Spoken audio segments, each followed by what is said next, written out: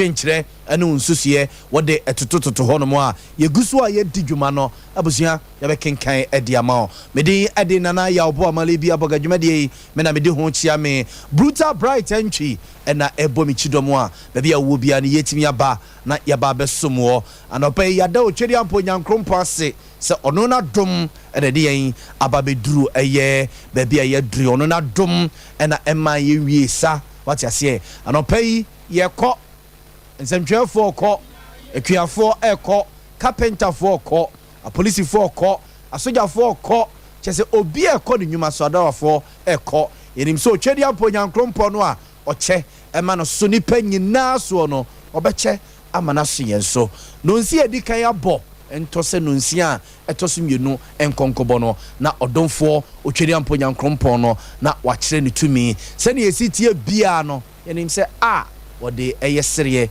ebehye yafunumu ma yamo akɔ aba amo atena se yeni nkomo emfa Ghana ho ene anopai sinema ka kyerɛw sɛ eye Ghana ane yesi ho nkonya anopai na yadwendwere ho yesu adwene ede afa ho mama ye betu mi biara yemfambuwa yeman Ghana asana yako Abusianti obetimi so text message number for 0243 220044 so am ya kenkai ede amount 0243 220044 so wa dwenkyere no nsusuo nom wo de fa ho no ba ye be kenkai ede amount say a text message and say WhatsApp message wo de wa dwenkyere no nsusuo nom e fa ho no ba abusiafo ye guso a ye di dwuma no ye be kenkai ede amamo anopai ye nhase na ye mbobobobo ensem no so ba komienu miensa enkomo a ye di na wotwe mu na fe ye ntene ye nema anopai de ade hyase eko wasempanimfo omo decision a omo akwako teki se kwambia so omo de asogafo eko Nigeria bonten so na kwane a enam so ama si enemo kasei ene womo yi asogafo age oman na boso na omo na ekire se omo na ebekuta oman no empanimfo akwako si ginaye eko wasama mampanimfo no akwako si ginaye se womo de asrafo ebekɔ Nigeria bonten so no mo akwako ge oman no de free asogafo no ensem no mo asaso de ama adehye no na buzua eno no enam so ma kyese enkomo no akwako bebrebe enkomo no akwako bebrebe na enkomo no ni akwako bebrebe ene se amama pinu ano adehye ene empanimfo ya adwene a enyeye ewo saa kwan ne so titiru ene MPs nom ene adeade kyerɛ sɛ ekwane a saa ECOWAS mpanimfo yi ekoye ekosi saa aginaye na omo ede asogafo ba bekɔ no omo ene omo ya adwene enyeyi emu baako ene oba omo yi mu a onabo Samuel Okujeto Black a woyem na sebe dwani ma adehia ewo North Tonga Baton Pesia so ko parliament ya Foreign Affairs Committee no oka ho bi na okyerɛ sɛ mampani ede Ghana asogafo ebekɔ Nigeria bonten so a wo mrafie se ni meeting no womo no Nigeria bonten so no wo mrafie no mebo Ghana fo ama ne se ya no moy yonko da no da gina ya yesie nie na mesoso no me de Ghana sojafo ekɔ ne de o makoboa ama ekomok ne ECOWAS so e to hu makwa akwakoboa ama yeyu aba e wo Nigeria bonten so ya no muso mu ana na Okujeto Black kwa kyerɛ sɛ mampani antusa na mo no a woni hu kwan so de Ghana so ga bia ekɔ sabia no a wo ka ho asɛm no that we condemn the approach of the Akufo-Addo Bawumia government. They should have subjected all of these matters to a full-blown parliamentary debate. Look at what is happening even in Nigeria. Despite the president's decision, the Senate is debating these matters and even departing from the president's decision. Other countries are subjecting this major decision to a parliamentary debate, a parliamentary vote for a parliamentary resolution. That is what is done in a democracy. Why is it that President Akufo-Addo, he just gets off and he goes there communicating a Ghanaian position? How did he arrive at that Ghanaian position? Has there been a debate? Has there been national consensus? Has there been a certain bipartisan approach? No. That is why in the statement that the NDC put out yesterday, signed by the General Secretary, we are calling on the President to come back to Ghana come to parliament. That's where the people's representatives are. Let's have a debate, and then we can know what really the Ghana position is and what direction we should take as a country. As it is now, it is only the president who purports to be, and you see, the irony is that you are going out there to lecture others on democracy, but in your country, back at home, you are not following democratic tenets. Democracy demands that such major, look, we are talking about deployment of troops. Soldiers can be killed. They are not going to, for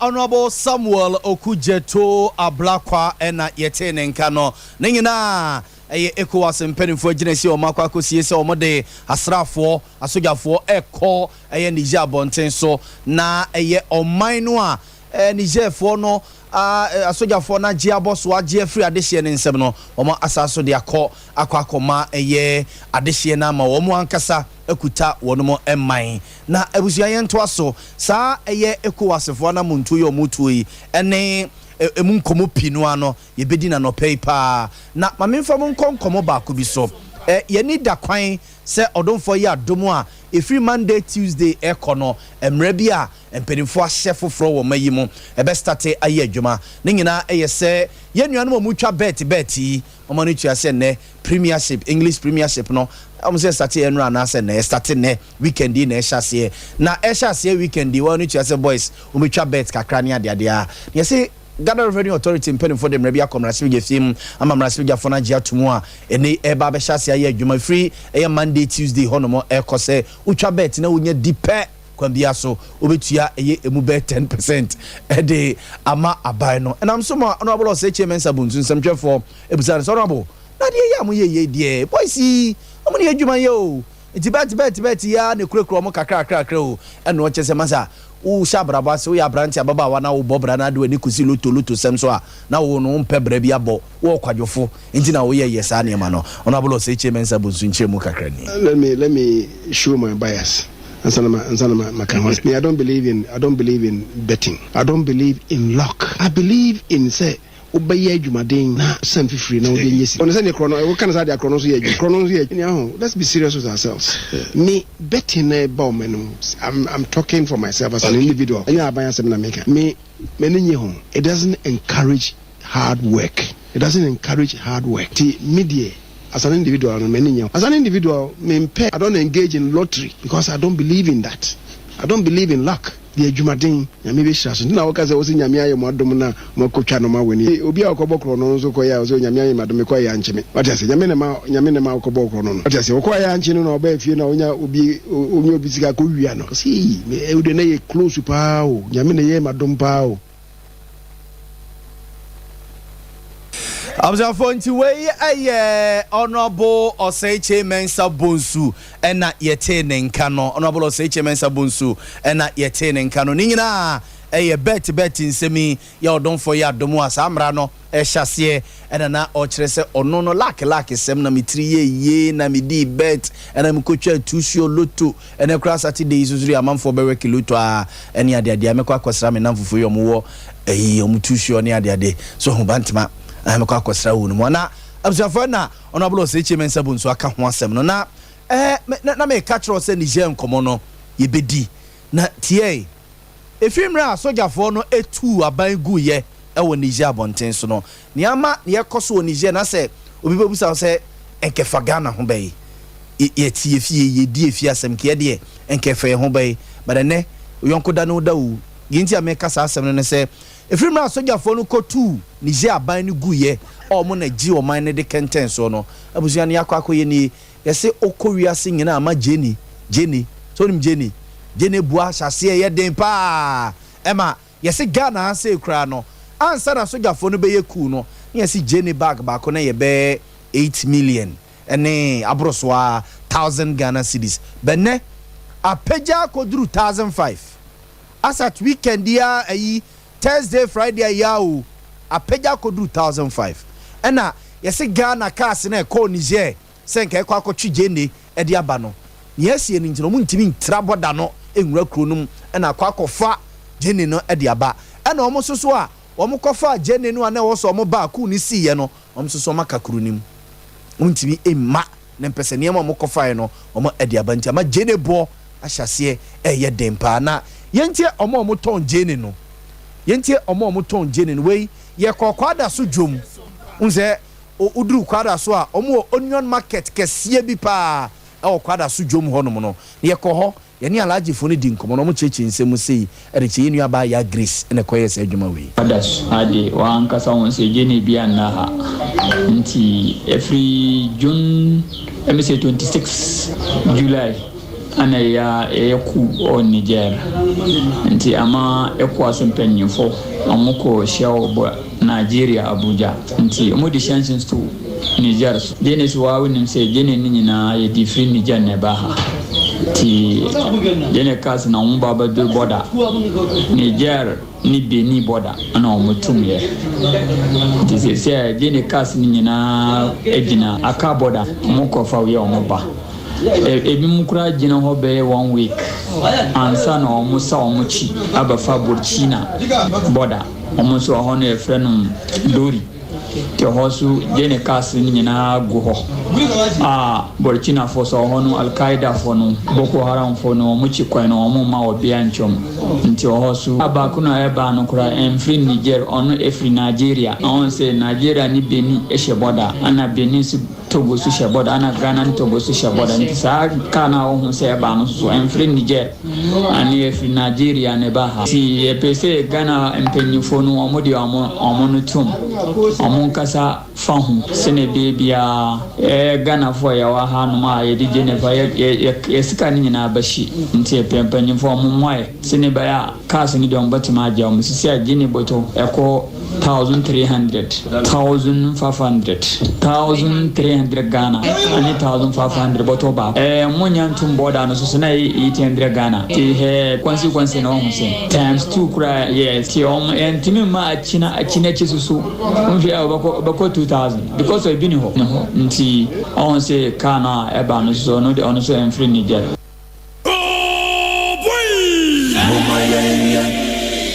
ye betu mi biara ye fambuwa ye mandana asana yako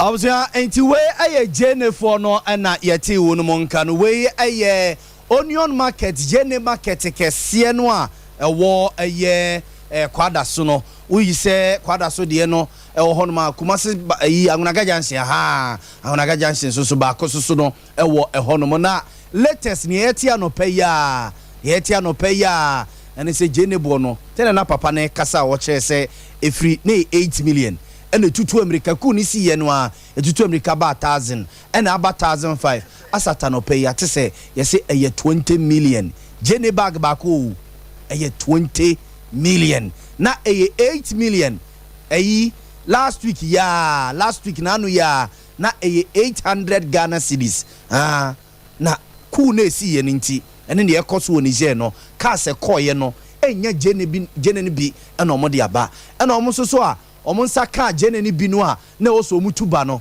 omo ye so omo ba no na ku ni si ye nti omo soso maka kru ni mu ama even kra jene no a yentete eche se jene no egu ka ni mu no che se be pro se be ye de yo ena omo ete ho saa ewo eye Niger abonten so ano paint latest miama kunto ba hine yedu boache ena ede asende mi anope ya se latest ene se jene bag baako sisi no abusia eye 20 million 2,000 Ghana cedis wabra a few days ni na ejina eye be 800 Ghana cedis ya na etiri ye kura na se jene na bakakra fan na bo no na wo form a engineer sa nkomo na ekoso asemperinfo putu pre emergency summit bi omokoye ye Nigeria bonten so no na ni nyina ejina sa niema wenum ku na asie no ne ebeba ahwe ya na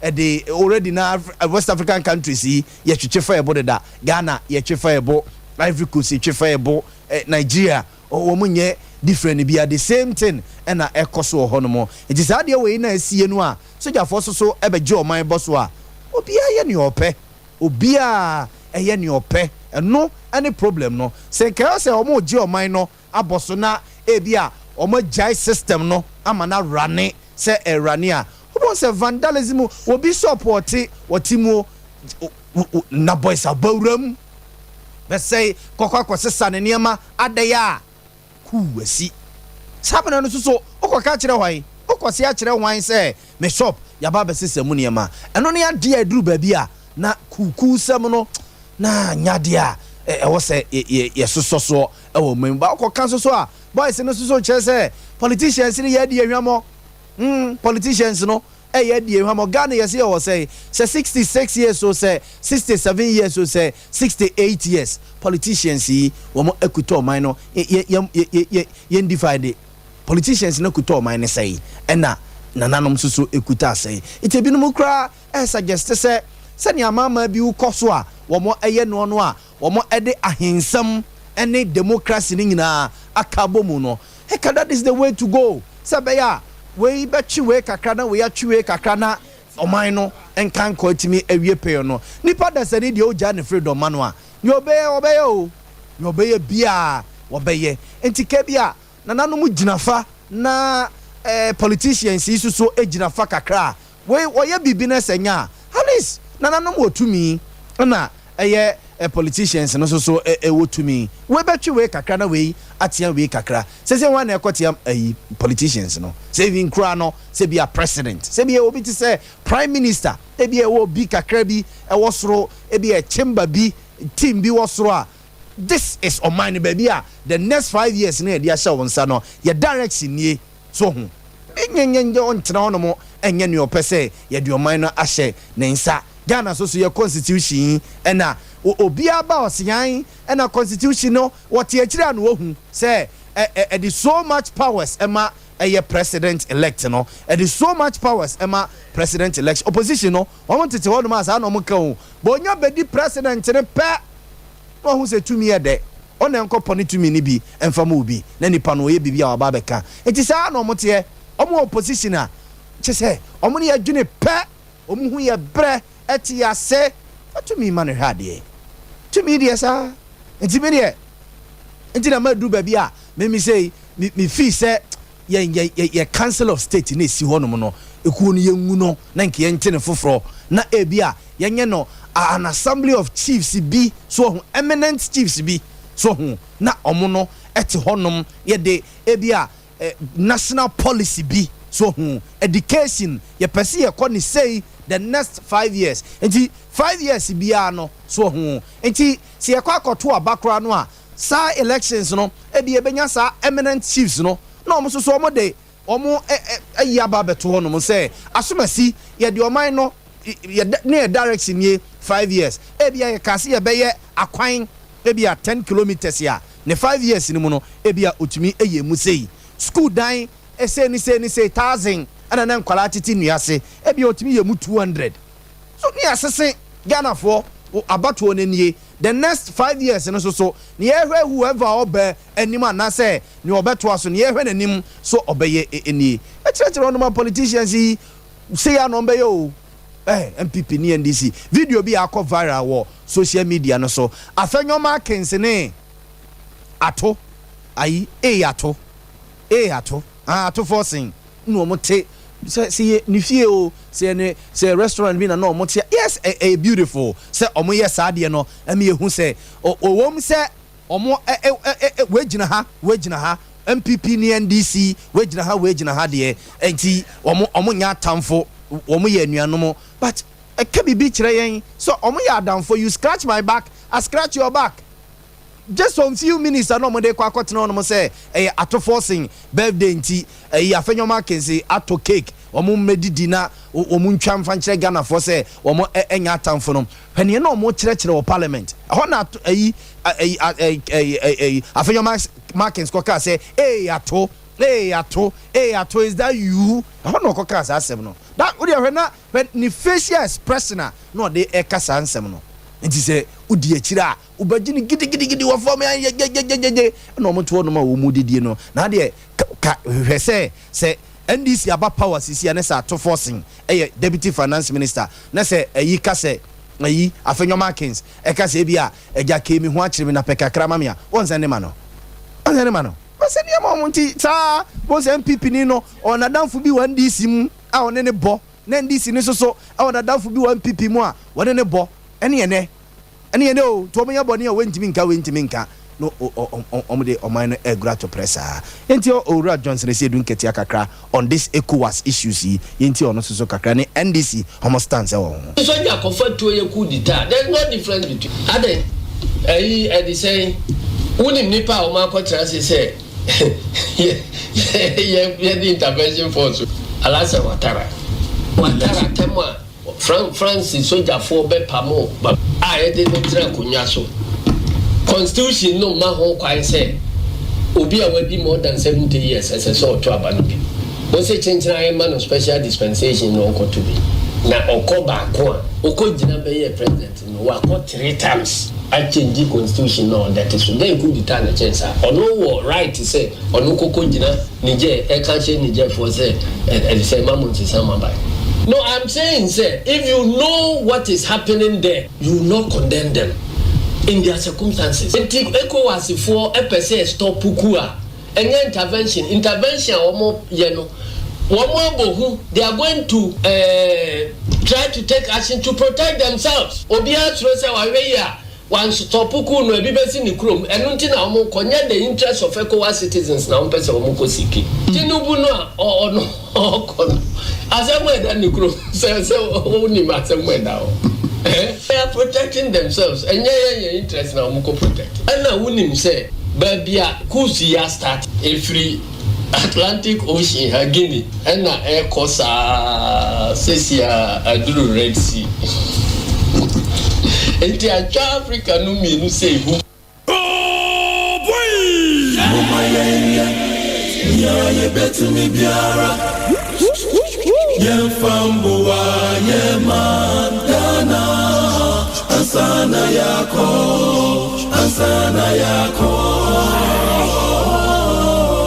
nanu omoye biko enyanwe edrumi nusu yansu sayebeyebi I was a phone to where Yera Johnson and say don't Ketiane NDC Amanyuku no almost stands or sa ECOWAS for move ya one more say one more a day asra for be kosuja for be ko Niger bonten so no more aqua geo minor e de free soja for nsem no masa so e de ama this year no e wo Niger abonten so no na sa calls ya eba se na me ka no pay say me de me fee say baby a yedru no Ghana yema yen select some your eminent chiefs be me more or hini be a ding your eminent ahimphobia what do you when you see or dagbon a chire so politicians no womo ya antentam no womo e de ade ne command nanom kan ikusi sei ne dagbon asemi yemfanya example ento no mo say politicians ne twetwe ya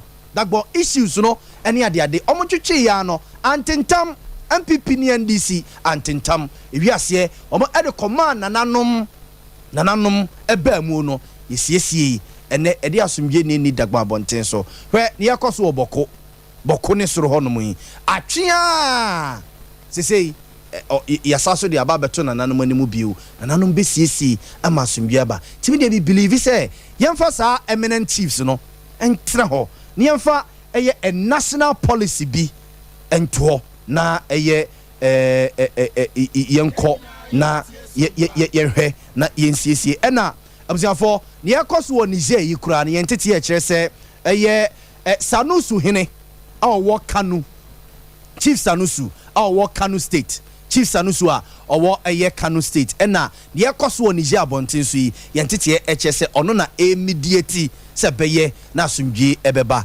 enti ye fi se duru ba bia ahemfo no bamu a ebeboa ahemfo no bamu a ebeboa na yankwa oma no so na ye ne lawyer bafo awu a enkudi saa semi ho enkomo na ye musa lawyer se ahemfo yi a omo bebamu no mra ne sesei Lawyer Mpacho me mo achi o. Yeah, me Mpacho that to say. Erade adom na so so e. Yankopon kusu wo yembo.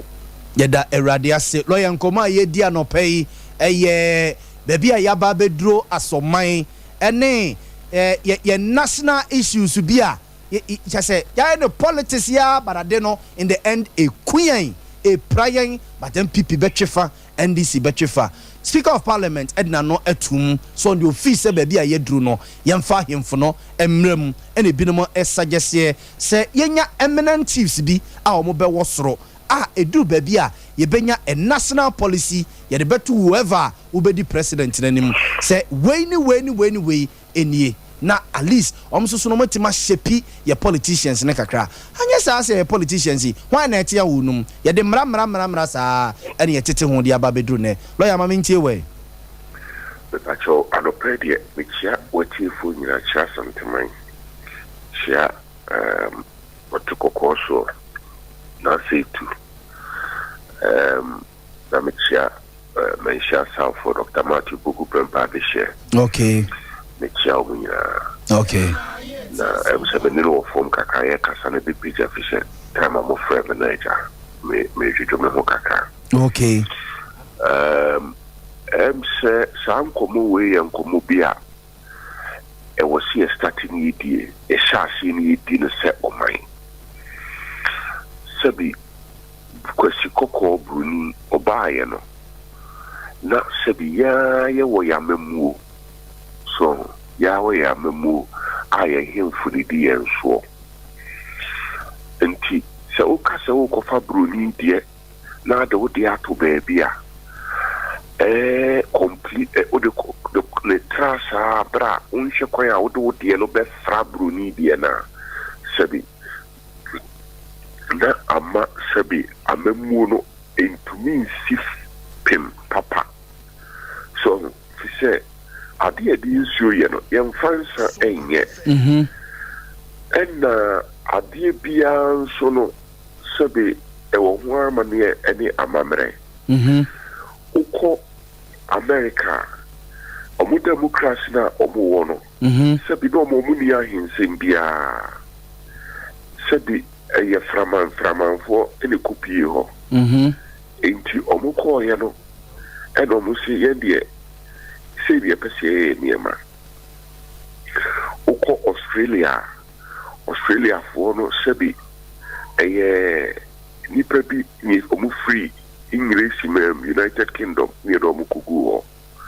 into mo ko tra ho no se a ye Queen Elizabeth asefo into be ko so aso Queen Elizabeth so English him e be ko so some English him be man o wa na o ba na o wa ko New Zealander sa be so ko Englander obunso democracy no osha no modie ohini ni di o muso e kopim se abranti bi e Fred Oliver Cromwell I'm say Charles the First and Charles the Second o che no na se do twa ni ti free so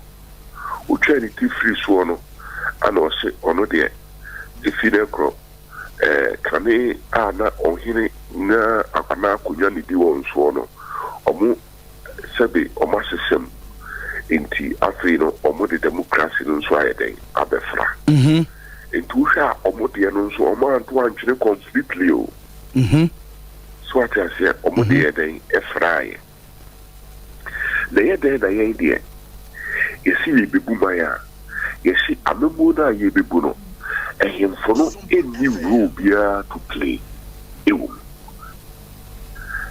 about policy making and policy implementation of when you rule to play so say it was in kakra enkanka it was see enkanka they say o she sabi asase ayete so na Ghana asase no emu fakase na ye ehemfo ene abusuakuo dia no correct in fact ehemfo no won asase kra che abusuakuo no correct na sabi abusua bia kra wa asase no sabi o so hini bia se aban so hia asase a ogifri musuakuo anaso ogifri himfo ho No correct. The yet then I said those who be boom idea or no if you run said na no de unti na no disem. So na quiet to say sabi anyado utifie na mo se what committee and na what home as a tenants association mo di anoba baye e wo fie ho na so fie ra de mo ma na meka ho bi. So we give pass Sadia no ye major anomaly in our governance system, a major anomaly in our democracy. Because anomaly, I say, you see, talkers here, and we are memu. So, according to say, Sebi, ya catch for you, rub for Muma, yes, you do a chino. Every say, Sebi, you to me, fire any agenda to form. Who kwaya ya befa so a ahemfo no be play role bi wo democracy na memu na ekoso ni nti ye se ene omunsi nchen. So na se ka se amemu a ene abroni kind of governance no ene politics ensunso ensunsuye eyeden ewo mu se ukọ English amemu a omu was second House of Parliament, your friend the House of Lords. The pair of honor, a mufakasiana, and Tuabanya de in you homo, into amunia politics, but we are part of the governance process. So I say, now, Usha, the entire other him for young person who bear politics, no. Ushe tete abako samua, ube who said. Kwame Nkrumah prayer of fast wa on him for the try is politics and ekosoro na inche na oshani etata him for bidum ya na ba afọ akoto sabi e ko wie no prison osha ututu him for bidum sabi ordinary sa him for bidum so ema odwa na so bitumi counter him for biso ntino sabi ubehu se ono ankasa de mra isisi ahin bidom usha ibidum kura person mo chese unse kane no na sante de bura hafo mebum na usha ibidum kura person chese sebi amajo semunti do pe kura bi se obeche sante ene bura hafo mu se de be ya asante ahoden be ba fom so intimi nyina ya politics na ma de yeden e baaye na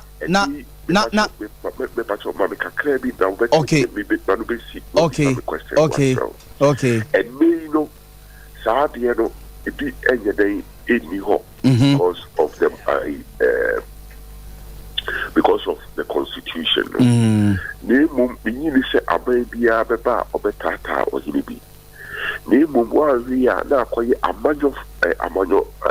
amanyo kruno we are the nipa idire na omudi enhimfo anim be form sabi me to me otoko so na prekope that's it to on yeso no se ochira obi kaseti ya na asi to a sabi na makoma ekosoro wa hia na yenti asempa enti me persona na de ho be politics no and I said, "Be me cool with me, and I did jump so me, and I baby and me just was me be and I'm on point to be the so be name no governance in a day. I'm a more Cassadi, and was see a more quay now on play role.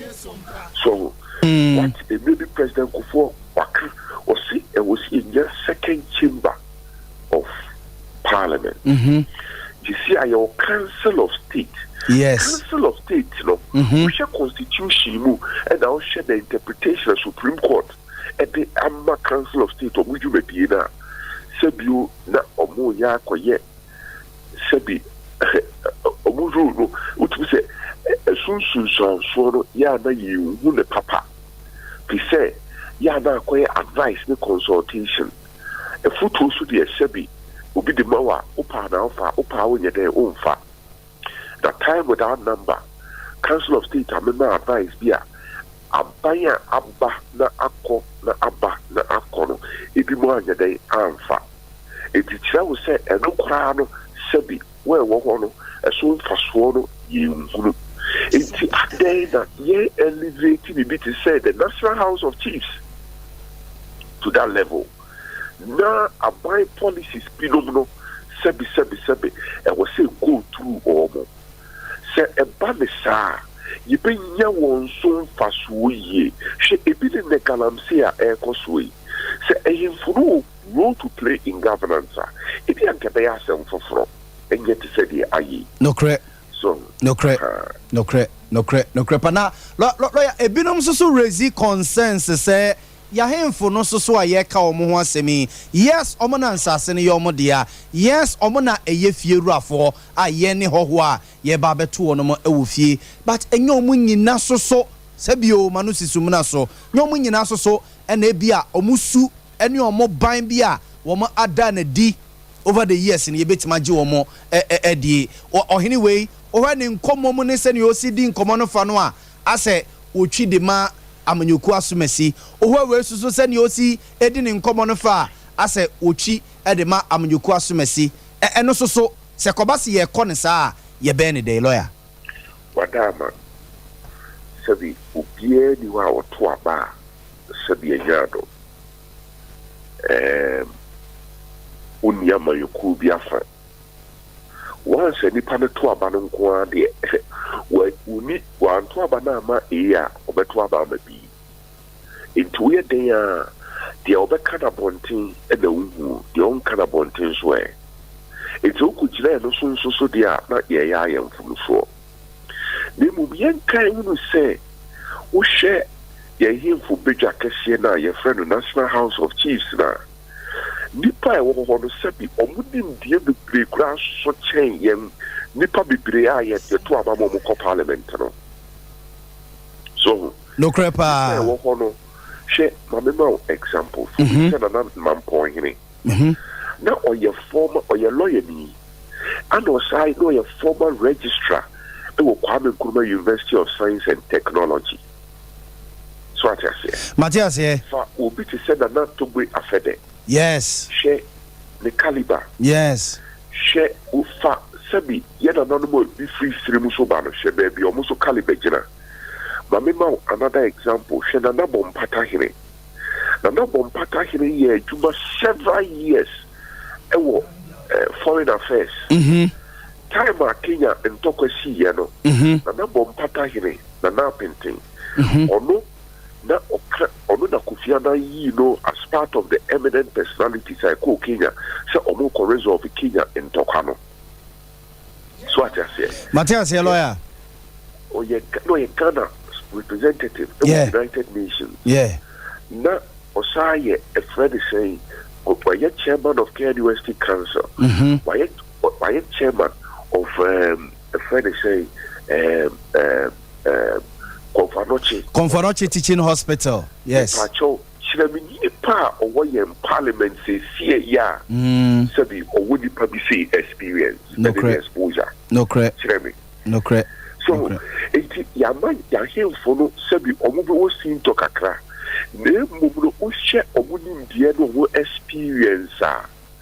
So what I'll who say, hey, Sam ni pursue. Yes, what we in a baby. Na nipa te parliament a omuso omuhwe mu grama ye no obra bono mu di eduru sa ni pay Matthias lawyer da osha yimkunya kese no krasi se yimkunya kese ni bebre no e do bia keke ne ma ni die wa hwe ho Matthias pa enti ye hwehwe ne ma bi oh na but yes hwe e de kwaya ye be manage numbers no se ne be no so ensa me ye e kakase e be da ye nso yin sikasemu ti se e to da bia na sikasemu o ma ye wo ahoyehie mu kakra mate e ti ye hwe ko be fa so be manage numbers no se be a number ne be ye kese to say Ghana Parliament numbers no but so sha na yes somebody ni mu e mo play role hwe se bi omukra de wo form omuni de nimdie AC e wo form Omu show so baby and that was one found to what if free talk. Omuti amamani amani. Iti the so say a brasso. Say a governance with your mom play role. Yo. Lawyer, nyame nhyira wa no pay pa ne nkyekere ene nkyemu a wode amayen bibia ni a yebesa abo apini obi nyame nhyira no adaje no pay nyame nhyira so yo abzafo lawyer bafo awu no adakora ne sa na yenya ne no ene no kokodi esankomo nti se oho picture ya systematic safa to so ohene no a ode ade good abzafo sa picture we ya edaso yi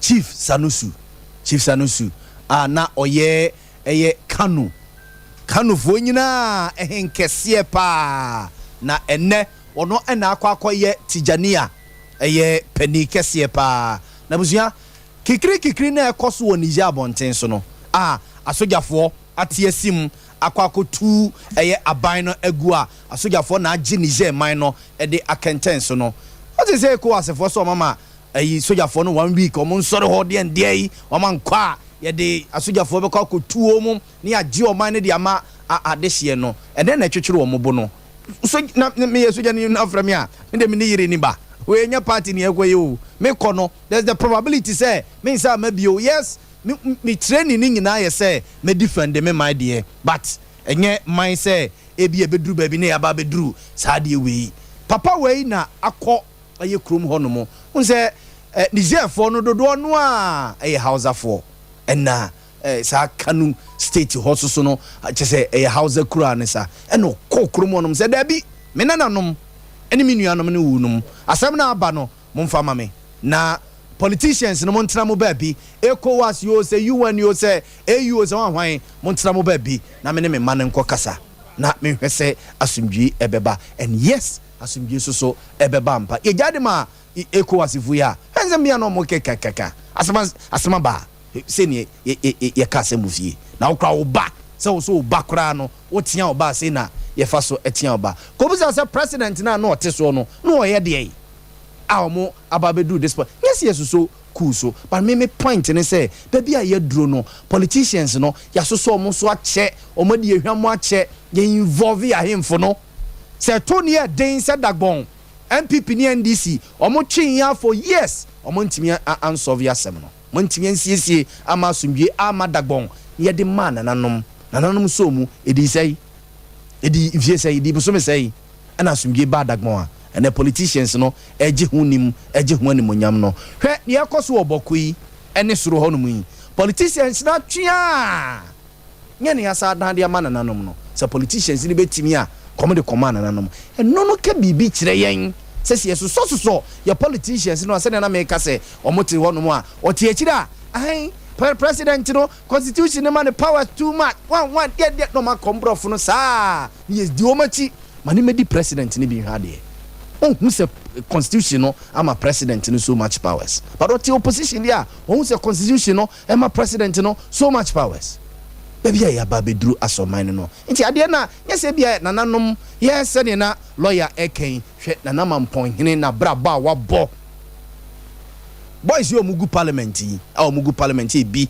brofo kra no ne kan ye omodin say omukro omode no so kra de yeridi omade no omotroko ni wa redi dia kire wo mo eno kra hwe ni omo kire du ba bi no mo boma twetwede na akase ye ubi ti say nana mampon hene obone bra adu this status now say wo kokko twetwede wo hen da bi nyesa na ye ade no what I say iti baby ya ba bedro na so man no bra time bra better say ni eni nkomo na me ma me mpanimfu akwa ba na yeni nkomo na busia ma me nkai mo say energy commission mpanimfu de dwumadie bi ba omatudin say the 4th Energy Commission Senior High Schools Renewable Energy Challenge, the 4th edition of Energy Commission Senior High Schools Renewable Energy Challenge na zones ena womo ebeye no zones ena wono ebeye no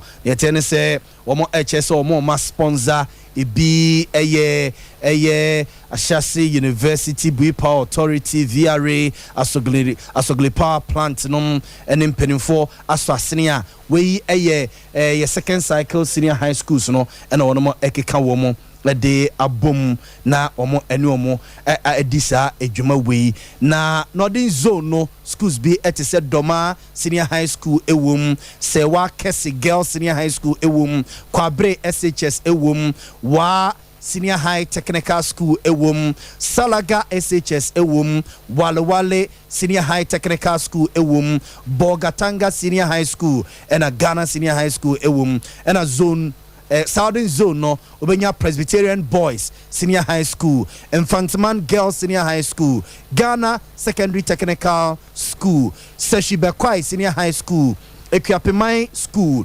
Sugakope SHS, Nkwanta Community Senior High Technical School, and a Santua Girls Senior High School. Na omochese wine and na iwini eye sa eye challenge we ya basu nyankopon ya domwa eye Kumasi Sunset Hotel ena baso na busia mame nko ma no so ne opani Steven Owusu enkodi nkomo wona kasa edema ye National House of Chiefs no na yenkobusa nkomo we ya ye die yi omususu no abeto manimu pen se bia omo National House of Chiefs bedwa no dwendwene ho pen omo dwendwene ho se bia omo ede sansusie no ebekwa me age atomu ano a opani Owusu ma chen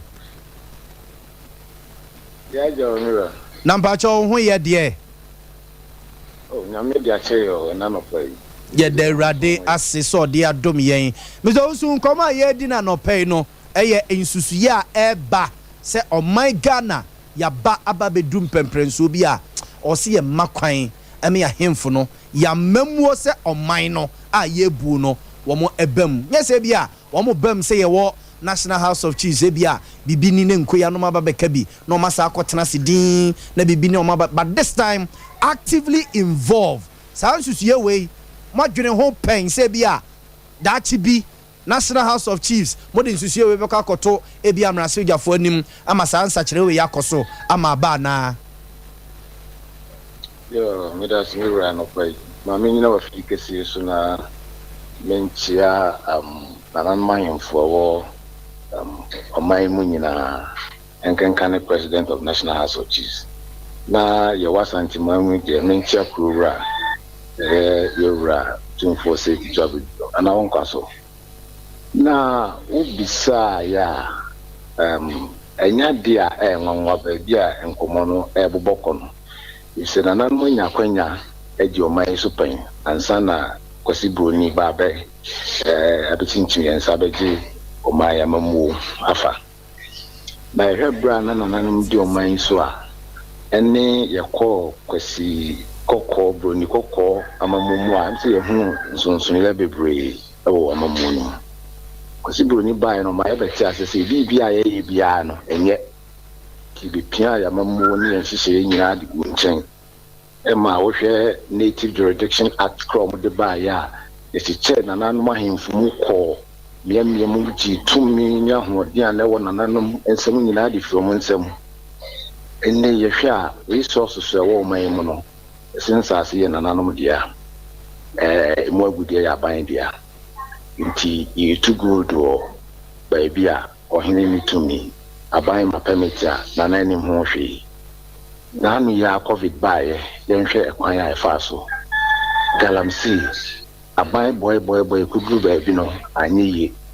asatu nsa de fe na nanum se nanum madaruma ye hu se kon baby adru ne se ma amwa ya enyi nananum no man yomudia nananum enensase yomudia nananum ne kasa amanfo tie wonne enti baby ya bedru no se oman na tenase adwene ho a igidi se enyamfo so kwa so nananum de min kasisi CA because we work through committees but a brass say or man ya transia hu so say sadia mamu no manana and from so be any hu if the entire cry and active participation of politics by chiefs a Supreme Court of Ghana I think 2nd July 2023 unanimously omo yes nananum timi from ho sisa manyo sem ne mom se ye bo omayoni bi anasa ban bi abaso de na nanu mo ho kwan na wo hwe saa mra wi a e wo honum ya obi anso ye political anima na sese bi oni ma bi koso na nana ekoka bi a enye yi nim dia ye nananum wo suahunu a omwo se obema me kwan ka mebo kakra de a kire hwe osi ade yo ajiman badu anado ma hene woye high court judge hwe nana mampon da civil say bonso otosumi no yes former registrar Kenya University yes by perfection hwe Togo Teprehodo Amfoga woye Supreme Court lawyer hwe Togo Afede former lecturer University of Ghana Law School and businessman of Nana Dr. Susubibi Kobia Asante. Yes.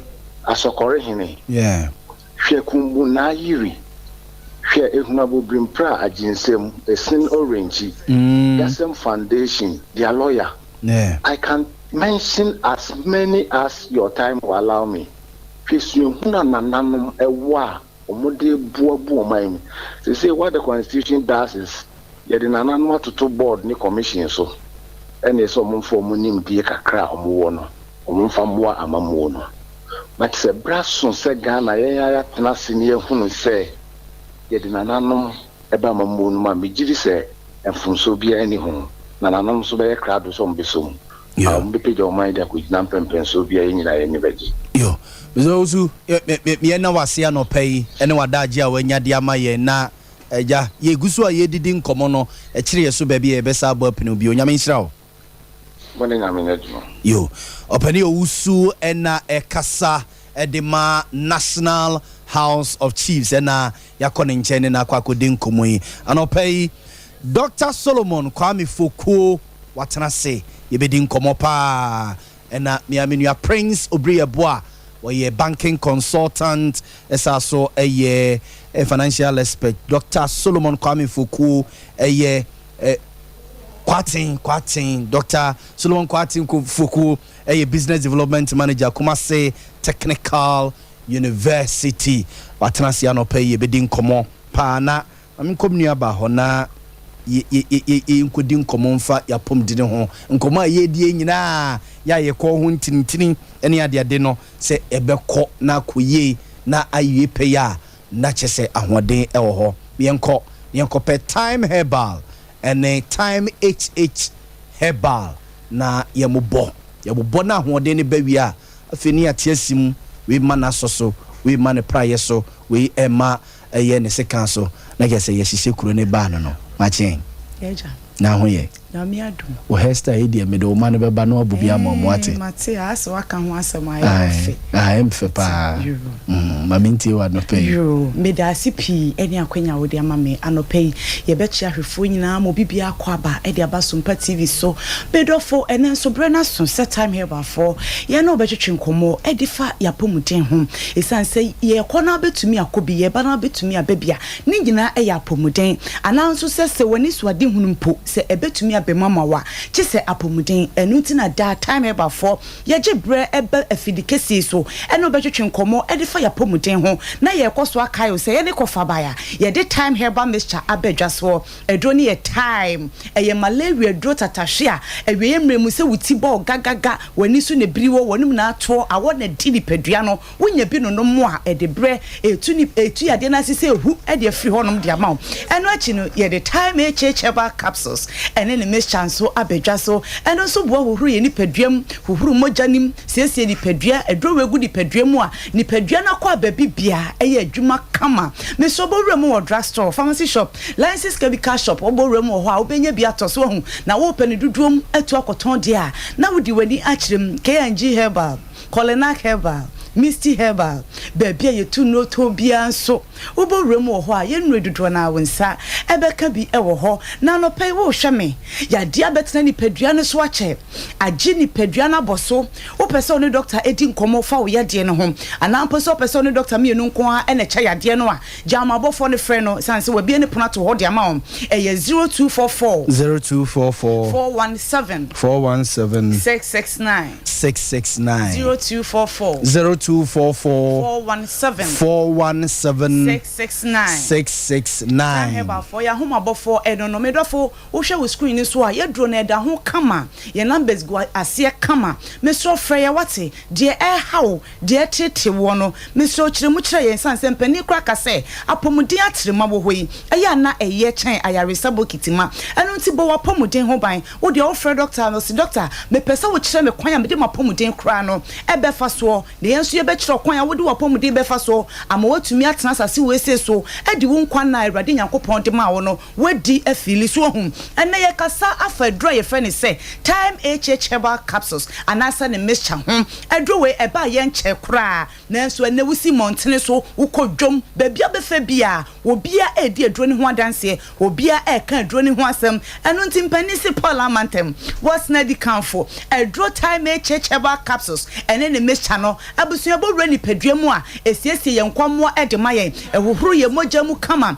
esiesie ni paduane kama na asabo ama nkwamo ho ayedene wo wudi madanse se ni padua wo hoyi enkwamo na ebo ni paduane ho ban enu nti yade bebreba ato hye ni padua so nyina da wonum no ni bebra enko no ekere wo se wo nkwamo no ahoden no eswate ana wo system no ayemre abrabenum time echecheba capsules no ebebo ma nkwamo ho ayeden eba ne sa yade bia bodompem ewo ni padua ni mu no wo mu eyi yade ni nyina de ba bonten abusua bo rem odra store pharmacy shop license chemical shop okwa wo so per time herbal for adura ye friend say time echecheba capsules ene ne mixture no na wonya bi nso ade osia yoyo wabona no pawia ne anwumre to aba kono kra ensa apomuden fa hodie wo be hu se na aye wo chefa me so jama bofo no me se freye ene aduro no enso to ye di kogu drug store pharmacy shop license chemical shop ane se aduro no esa eno ntie ye delivery wo de wo friend ya wo se doctor krowe so na me wo to krowe mu na me hye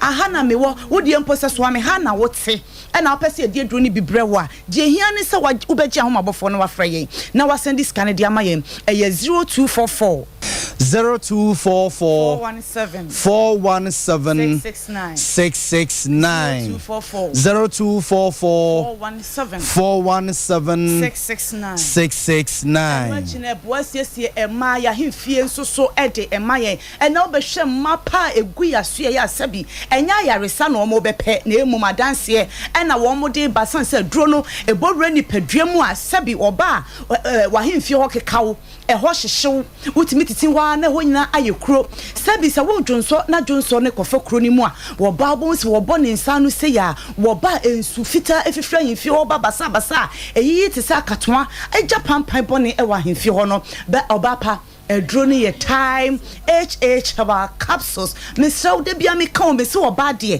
esese wutimi siesie wo ho wo ma wo ho kwan ne ewo eho echi so ho oba bi wo no mo ensu fita egugu no na pampan boni age aboso no amana himfi o kwan ne abi o wa hwe abekum obi bo because wo nso de ade ni wura mu ahoro ni ade a ebasa eti woni monyam so menu aba emma wo ma ajo ensi pinsita na abra wo nom time herbal capsules pa wo di ye waduro enum na no pa awia ne anwumre no eboatu pampan boni asifiri ho ebo ma ensuo basa bi efifra himfie oba no ne nyina agyae ma himfie ho kye ma eho ewo etutu nsanyini bia di firi wo ba asoso hu ebo siesia himfie ho pa san se duro no eye ma ye dwaye de ina nim se dia no edin sitie wo di gu adwaye ne se sima baako wo bo awura dwaye no wo bo se ho nyina ti se hyiren enu ti ne time herbal capsules ene ne mixture de ye kanfo de ma obebia owo Ghana ha ana bebia wo hye me bia se pe ne no no mwate ne fa ye waduro bobo na no pa ne besie ebebo wasiesi wa himfie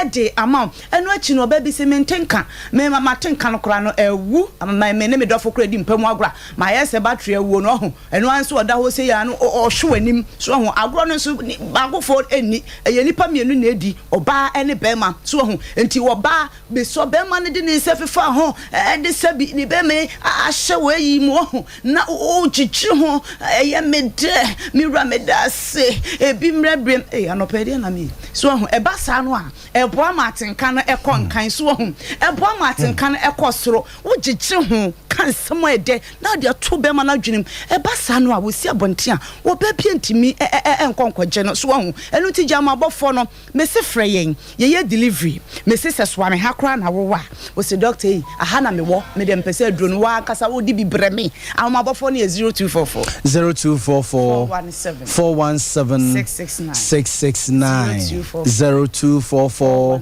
417 669 enu achi ne afo de ma mema so ho esese aduro na ye ma ne mema aduro so ho mi rampacho yo okay asa o hwe me dodo wo yo okay yo okay ba ye ma ne mema aduro so ho enu nti wo ba na nonom na aboa esiesie na himfi ho ediama no na be ma wo nso wononom na onso esiesie wo be ma diama sanse be ma bi wo ho no mo a wakodi mpamu agro so ho ya chane yade oba ne de yade na ma no obi timi first doctor makoti o so ho nti wo de wo hwe me anope wakoti a ya no fa ofie me sere wada so ho wakoti a wo ho abo so be ma ne mu kekawo wo be ma ne mu ehyehyew asa aboa bi abewura be ma ne mu wo bo se kawo se dwe be ma betumi amia ne be ma se fe ensansan jo be ma ho nyina boso ho nyina aye kro se prekesen ensuo bo se fru be ma magibum na begu boxem etimi chi boxa no ene wo be ma na no tare enam so ma sebi onjo nsosem asai ojo nso akakre bi na ba bonten de aka nyina na etawa ya ase obu okwa bo nso obedwo nso ne mo pamienu ba ko nam bonkum ba ko nam nifa obo nso wo bone nsem hya afi me yire be won tafo ye me nam dwonso mo pamienu mama na ya de kase bi nso na beje obe ma boso no me so won hwe ne ya edidi mu seya obo nso age obe ma afiri wonsam edidi mu seya obo nso ma o me masem won pamu no na atofom obo nso abanyaje no de akwahye mpaase enu ntimi so wo de kopeta me checheba capsules na wo de no mfama me na ebebo atu sa haw ni nyina ase e de free sabi wo be mem e de ama me de bia me ka me se be me bi wo ho a sensunsuanso amabobo so yi wo hu bi e wo ne be mem obekoko pedu papa te set time checheba capsules na wanonom na atu free ni atu ase free ni be mem no wo so bo radra store na akotonku bi na wo de fefa ne be ma ho wono yere no manyina fa nku ne twetwe obema no obema no entimi nya adwuma na abrabenum time checheba capsules no ebebo tu yade na sidie free wo dia ma na asabo asiesie wo memasem e wo mpam e dia ma da me kan be se ma ye pedie mu odene ye pedie mu ohye so ho obi na kan wo so de wo mi kume so ho no maduro ni sa no na so ba ni mu a bo so wo body say pa e basa no bo so ba na ne ho atoni say for me say obesham sada bo so my say homodwe so ho enu ti time checheba capsules ne de ye nka ho asem kese be me bia wa ye mre wo mpem me de me say si me bo akase duro no e ye memeduro e san ye bibiduro enu ti wo no mo a e be bo mo pomuden no e si piesita empanisi wo ni madwuma o suro broni e na kasa tintin we entoponko empanisi agro NFM etikoto aduro ni bi Abraham me time waso no so ho odi okoto aduro ni bi na wa freye doctor me no me say anampo say ha na me wo doctor na aduro no kra no so ho amabofo na 0244 417 669 0244 417 669 no kai say eye time herbal capsules and in the mixture nkonkoto aduro bi akeke ma obi mfa so kwa na ne wo achenchina na be me na me kwemi chem so for penny okay your friend Reverend Prophet J Kwabna Mo okay or sorry your friend is a World Mission Apostolic Church ewo estreso Ophelia Junction wa okay wa na sorry ewo ntanope na so futi wo so food the emotion no on fe ni agro na o hwe me pa say adwuma no eno na me yedidie eno na we yedidie ho Mr. Bright are you okay we ya no ye pa no baba Azavo edi media bar ne yetene kanma mini stem we kra de nya stem mum energy commission mpedimfo yedi nkomo kitua bi na mo messages ne kakra ma menkenkan fama mo oyibobo ate e wo nebehi wo say honorable Alan Koreche Martin a fine gentleman but Dr. Alhaji Mahmoud Bawumia Beli the MPP amanyuku no come 2024 menua ba eye ohini ni adazua me yire kra ne sa ohini ni se yawo me show every techimana bonten so megimedi se me kra ho ye ohun ne ho ye pa mate show huzu ye me wani manya sem ketwa yawo sebe amekoma himfie oso wo hwe live every gospel oak Babrin Saluna ewo eye amekum eye nana hima sapon o se ohwehso no live ewo London abonten so nana hima megimedi se ohye Osman eye chairman yam o se good morning so enkomo Abdul Malik Fosu Junior o se ohwehso no ena osaso tie ewo manso abore Edit Don Kobwachiwa o say you are doing so well Matia Medase Hernandez Fidel Hayford also hweyen every tadi kwesimintim and hweyen every Shadrach Anane o say manso emosia so ena owo Pedroa Medina Cruz also hweyen free etano so Indianapolis Kesben Junction wa Kofia Samoa cash out o say show no live ewo Kumase Asenua na osi Yaw Boama mo bo adwuma anopei yeda se Afugu Edward Aringot osi Upper East Region na owo Bogatanga na ohweye anopei Felix Opon dache hene na nakudupon bampena se osi ohweye anopei na Ambitious John osi show no live ewo Boko Amisco Phones Clinic na official politicians no Ghana ye problem pa Michael Brefo o se show no so ye live ewo United States of America Texas abonten so Sedu Rahim o se show no ye live ewo Asankregua Yerase na court ahinkan o se okay and NS Ajiman so Lagos Nigeria and also owo and ohwe Michael Brefo United States of America no anopay echeche mu nyina mo amohwe if we say afana nyina na buziafo energy commission hono ma ye kono sene na anopay na me ka kire mo say omode omo 4th edition of energy commission senior high schools renewable energy challenge jumedie no baso ehye so we kra de oma ya na fei ena edru ni mpomponso aye school a wadi nkunim naja abasobono wo mo ede amom na mpedimfo ha sei maame Benis Norte renewable energy as a dissolutions regulations okay and Mr. Adams isi for the mene wukumasiya oye Ashanti Regional STEM coordinator and Mr. Kingsley Esiedu so biology teacher ewo Achimota okay osaso ye judge ewo say dwumadi so okay mama sha say ladies first Benis mama tie we ye ka say energy commission senior high schools challenge ya chichiri mu edientina sa challenge we mode eba pacho me fa sa kwenya so echia wo tiefo nya so energy commission as part of one of our mandates is to advise relevant stakeholders on the educational curriculum with the inclusion of renewable energy technologies. When we saw this mandate, we decided that any GES, that's Ghana Education Service, okay, boom, this renewable energy challenge, okay, to foster interest in renewable energy technologies in the second cycle institutions. Into a collaboration between Energy Commission and then Ghana Education Service. Ye pese ye nkwala no ansa no mu bedru university kra no mu nim what renewable energy is, how they can use renewable energy to solve various problems that they can find in their locality. Ye ntwema omu nwie university kra na so omu bedru university ansa no omu ehu what renewable energy is. Okay. The thing is, if you train up a child in the way he should go, when he grows, he won't depart from it. Okay. And he say, yeah, they share omoasia, omunia, they can use their thinking and their creativity to develop something to help the nation. Okay. That's why we started the Renewable Energy Challenge. Okay. Mr. Zeduna, why JGD send a musi judge nkwala no omo ye ne say na ya mo judge o mo chechi mu kakra yo pani medase ne akwanya de amai ye judges no ye hwe nkwala no omo presentation sebi enim say adicha ye che no enye say book nkwa nemo ye prepare some be job ready. Okay. Na omo ko university store say omo third year obey project obey presentation. Yeah. Enti ye prepare nkwala no se na be ya say omo nyame yo madom no omo di bibiba it by way of project. Yeah. Send you see me a church ye mu send ye be se me nka ho kra na e se bitibiti ase. Yeah. Enti presentation ho ye ehun hia pa. Okay. And I feel so ye hwe say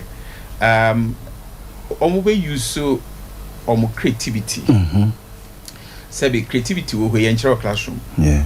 And also ya de bia sebi so bi ko pedwuma o manager bia pro bia se problem no basically it means so bia obi di kakra bi ba be kan na kese.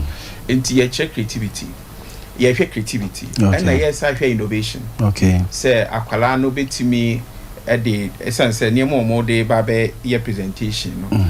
Ne bo nya din ye pese odi ne me wo environment na plastic dua kakra we kakra ye hwese na betimi akeka bom e dia solve problems enti anu ne ye hwehwe any senior coherency I mean ne ma bibri ene ye hwehwe enti ye judge o ma ya assess o ma sa ne ma ne ye hwehwe fi nkola no. Okay na Adams schools no eye me hu schools ne bi wa ha me hu doma SHS me hu sewa kese ene ade a intelligence say across the country and amudi say adwuma wi minia me da say na cheme emre kakra bi na fanchi akese ema regional education director Dr. William Kwame Amankra apia on any team me mama Mrs. Olivia Sewa Opare Science Education Unit headquarters chair o munyina said the okan no ya zone country ni into two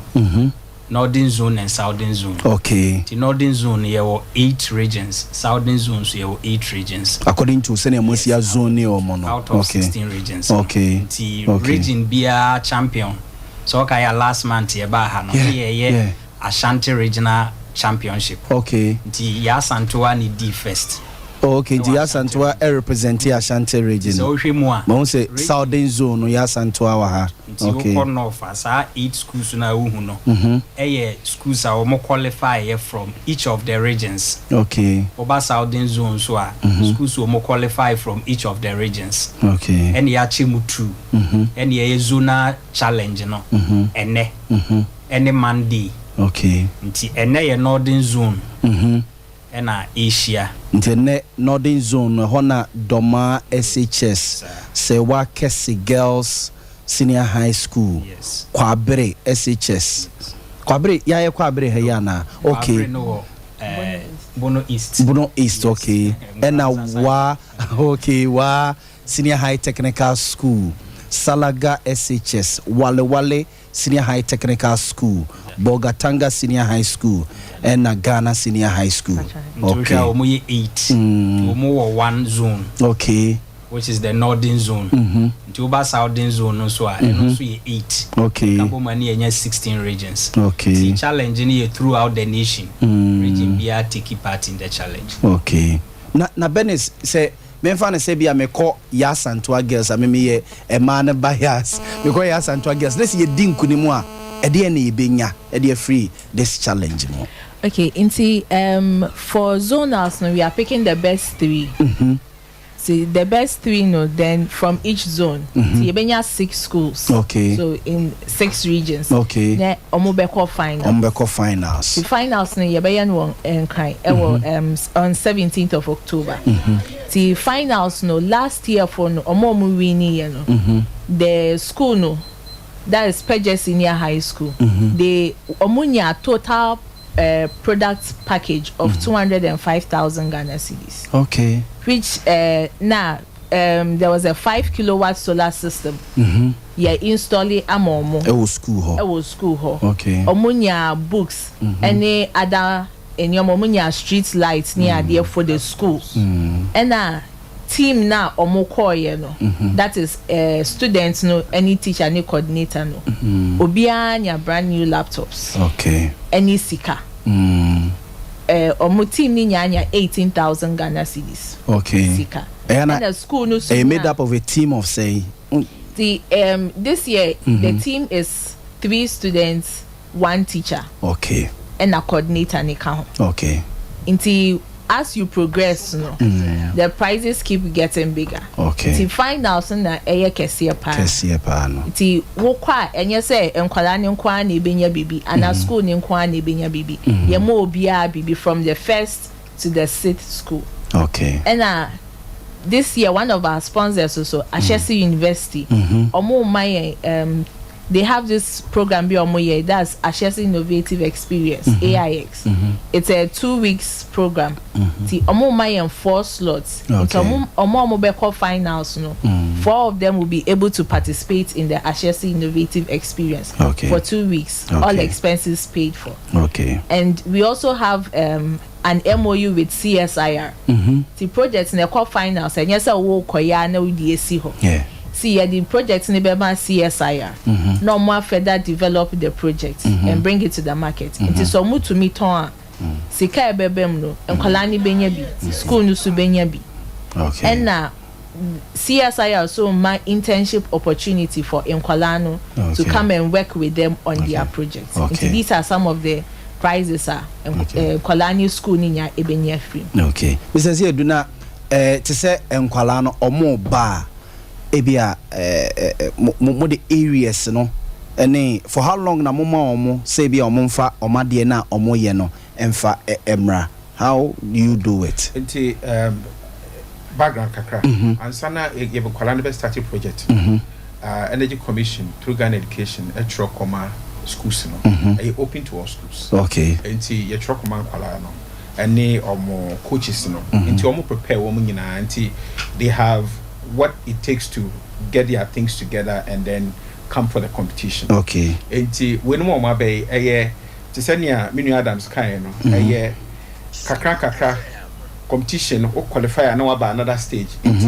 Ne ekosu nyina wo nyina ya we competition ye nsesa ne ye. Okay. Ye fi your friend is saying region no eno an ye dey aba super zone. Okay. Ye nsesa ye. Okay. Ha nti omo ya we project no nature and scope omo ya we and ne hwehwe fi omo nyina omo ya we. Okay. Kola ne school nyina ya we. Okay. No omo modern mo start ye no we judge uhune say.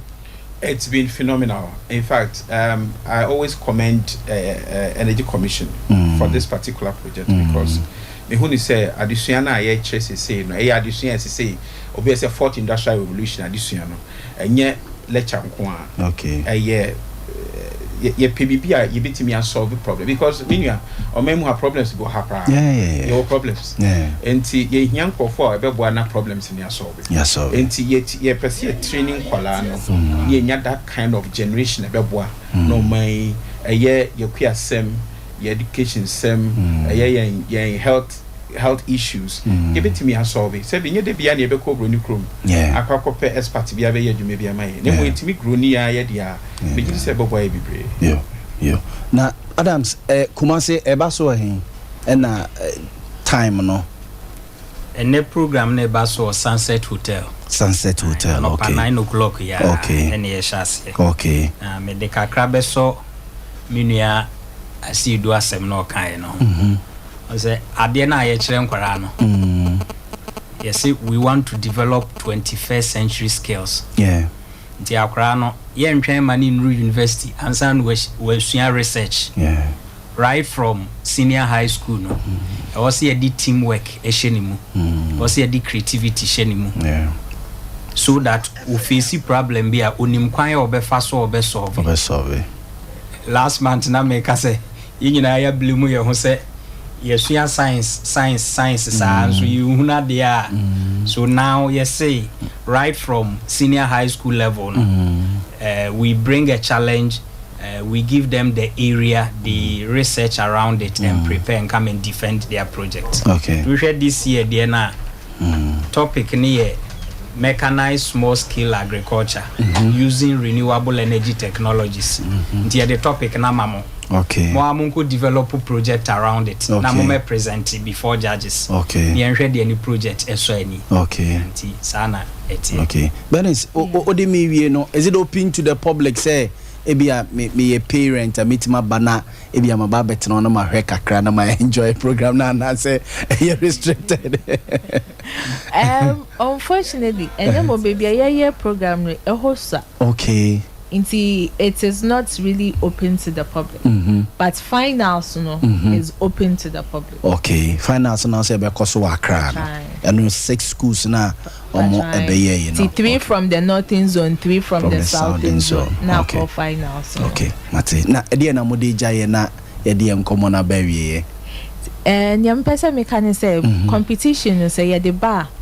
Schools in your mo for mo hunjim.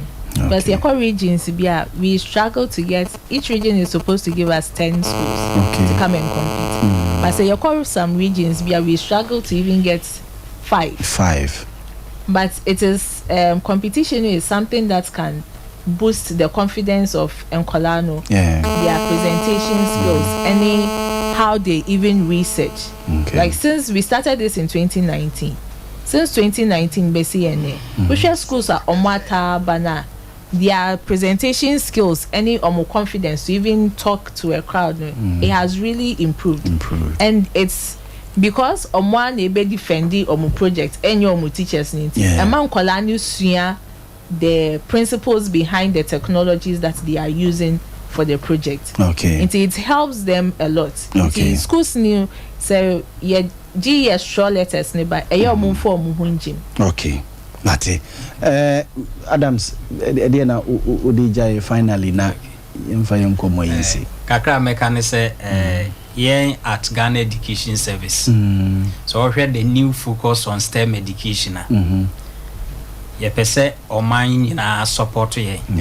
Because the next generation of students, we promise the nation will be ready for the 21st century job market. Okay. And that's what we have started doing. Okay. Mr. Siedu, then Ode Jaye, Nkwala should expect dear from Mr. Siedu. Competition as a judge. Just say they should come relax. Okay. They should just come relax. They should just. We are just going to have fun. Okay. And they should just come relax and then. Now, na me mo meka kakra so say me you su wakonye e platform yi the akama stakeholders. So you hear stakeholders, you hear sponsorship. Into Energy Commission. But I think what they have started is quite phenomenal.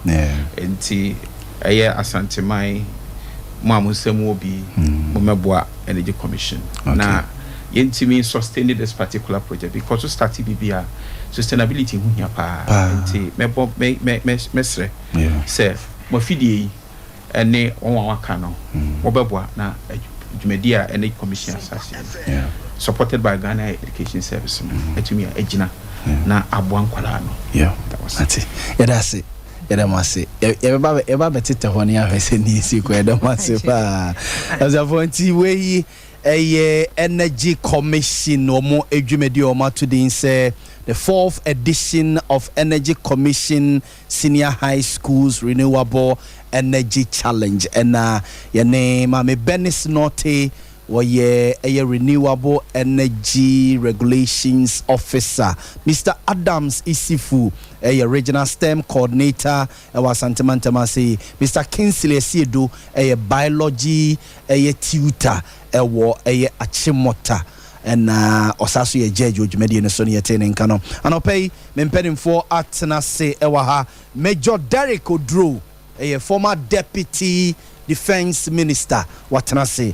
And Prince Obria Boa, so a banking consultant, one of what can I say? And Dr. Solomon Kwating Foucault, a business development, a manager Kumase Technical University ono so atenasie mention komono ase na yenidi eye kakra mama nhyase mfemfiri eye Mr. Tide Free Prince ono mom de ekoso this discussion ahyase ye de eye ne ekoso ne yesi wodagbon eye case study ne asaso de ne ekoso wo Niger eye case study in the case of eye Kano State ohene no awakọ Niger say politicians ne mpo mo ba bintina UN ECOWAS mo mpo mo ba bintina ne nananom ene asogafo no ene Nigerfo no or fa issue no na ohwese asumdwe ebeba enough of soldier sem no enough of ECOWAS ye di sogafo ko enough of one ne de no ofi se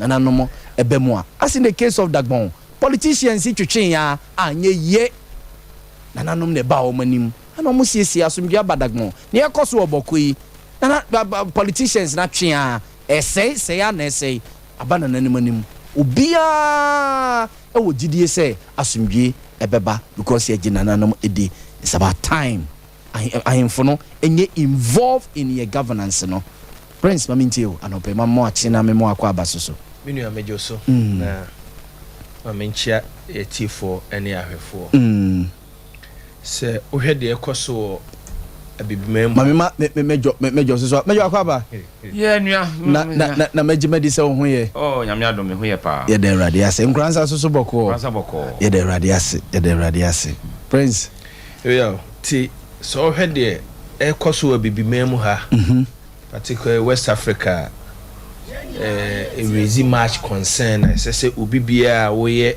timamuni na say what African continent no say o man ho de ehia wo na di ntia say o man no ehia wo ne say wo hwe aban tunwo coup d'etat say de kan bro from a akoso continent ma for so long a period na research actually say between 1956 ekopim 2001 alone now there has been 108 coup d'etats and I then across African continent okay na nanke nyina nim say emre kwa nanim a yesi area 21st century technology ni niema akoso no enka niema ni bi ho a ye aban tunguo no yebetwa so but enche ye kwa no ye hu say aman anasa aman ni bebre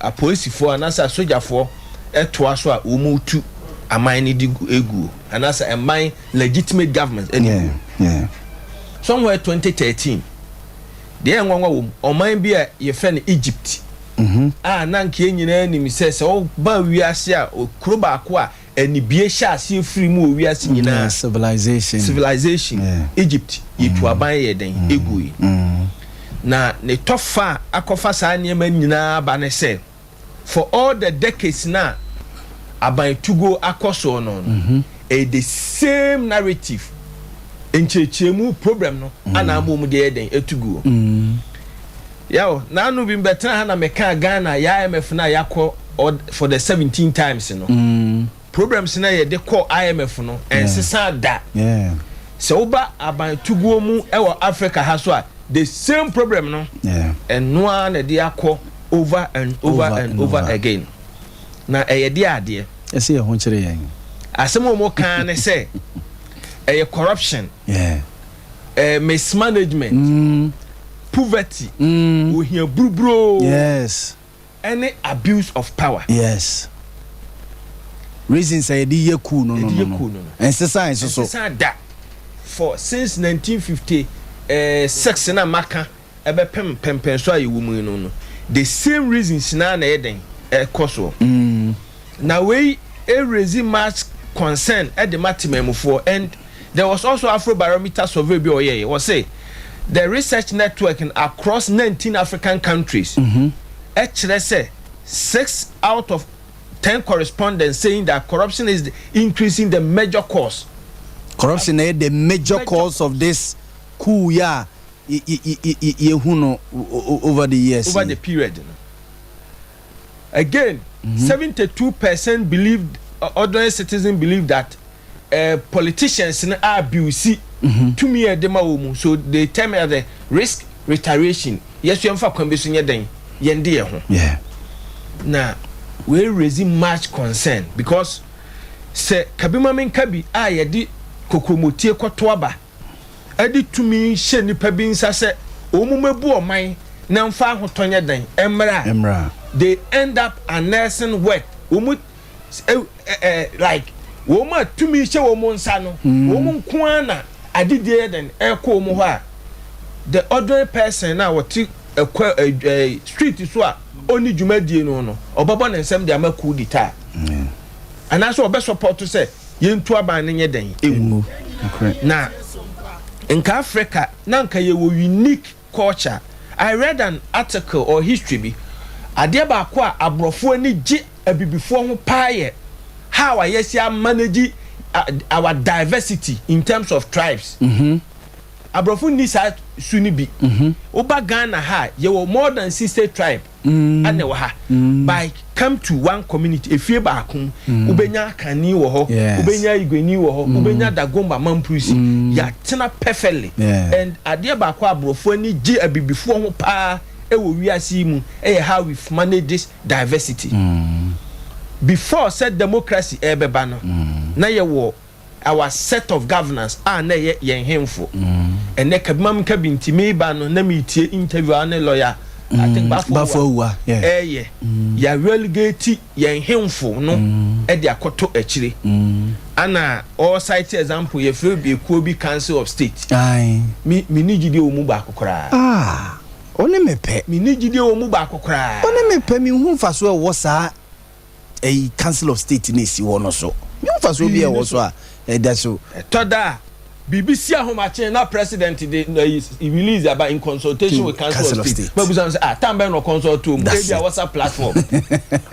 Say yeah, e be digital platforms be bra on betimi asia.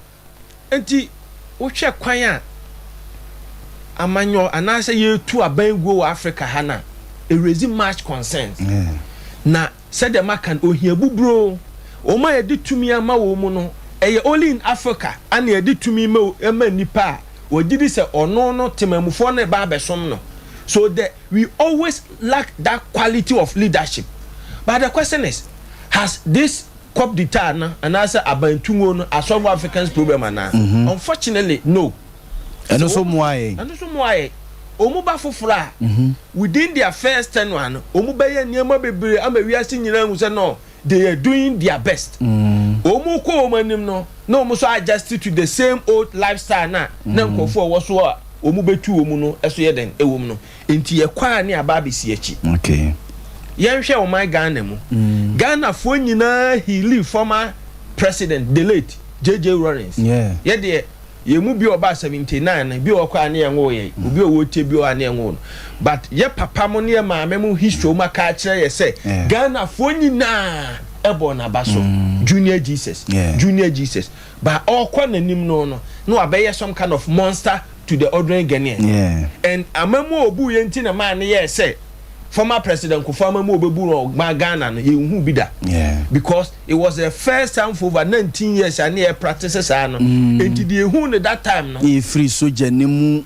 pure aba democratic leader enti hu the former president Kufo ye no na ma Ghana fo nyina aye fete se de bi nye den e bi nsi da no eno ne eye benchmark de to but so hwe economic wolf a to larger extent there are a lot of things here equal former president Kufo just as he is a human being no ankoye but we can in terms of corruption there were several allegations one of them amekai PCR profori tama ye ton Vodafone Ghana so sa niema we nyina awura Ghana na say Africa ye mabunu ye tirima na ye threat to the African continent now head the ne abaswa yaw yetena ne Canada bia enanwuro kogina airport wa Africa continent and for that matter Ghana ye lose gidie wo manim to the extent that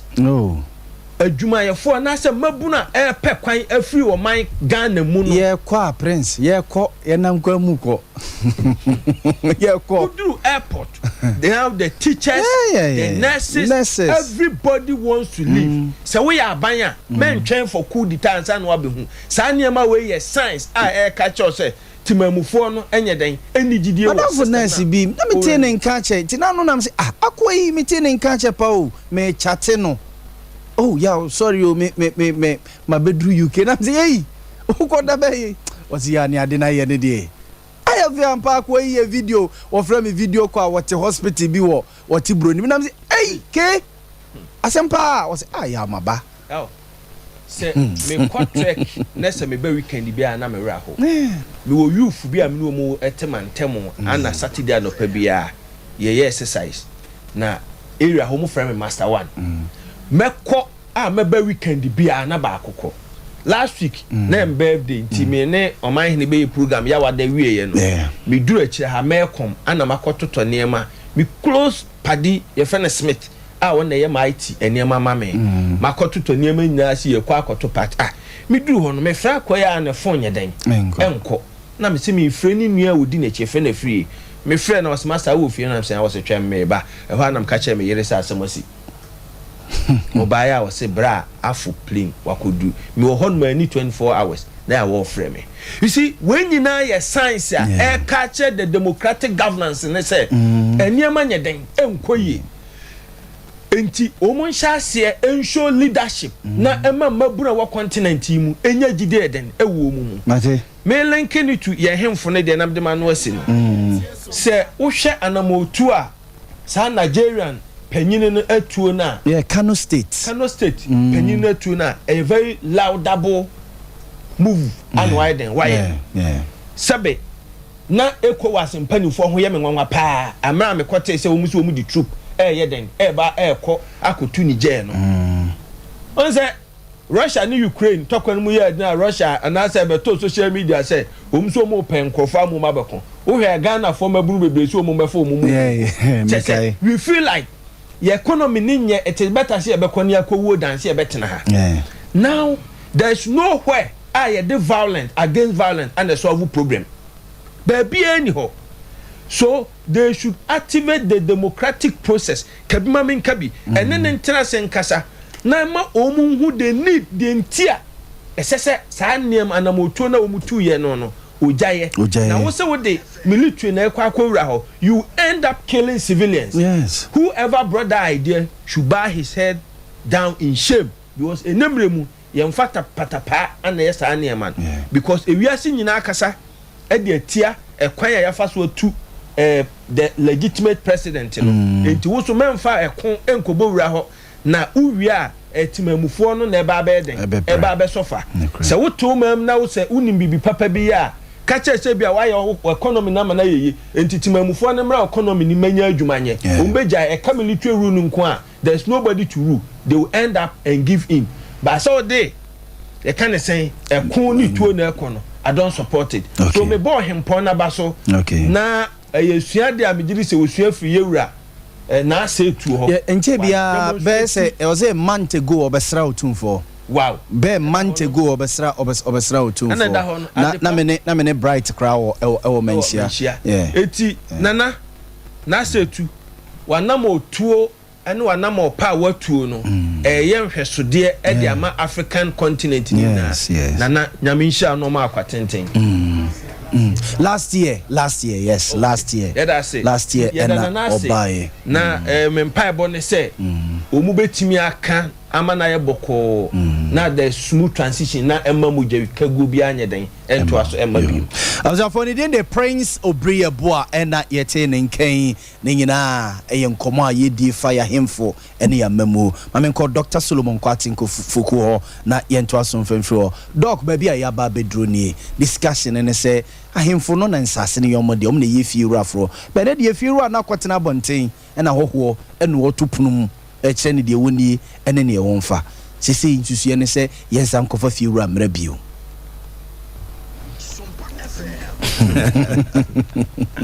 Whatever I mention, you say, I'm penny for no SCR and almost here with you. The issue, no, and you straightforward, sir. Say either say young cofa yɛm fa tumi no san ko hyɛ ahemfo no nsɛm ana sɛ yɛ maintain no baabi a yɛwɔ sisi there must be a thin line between the two. Okay.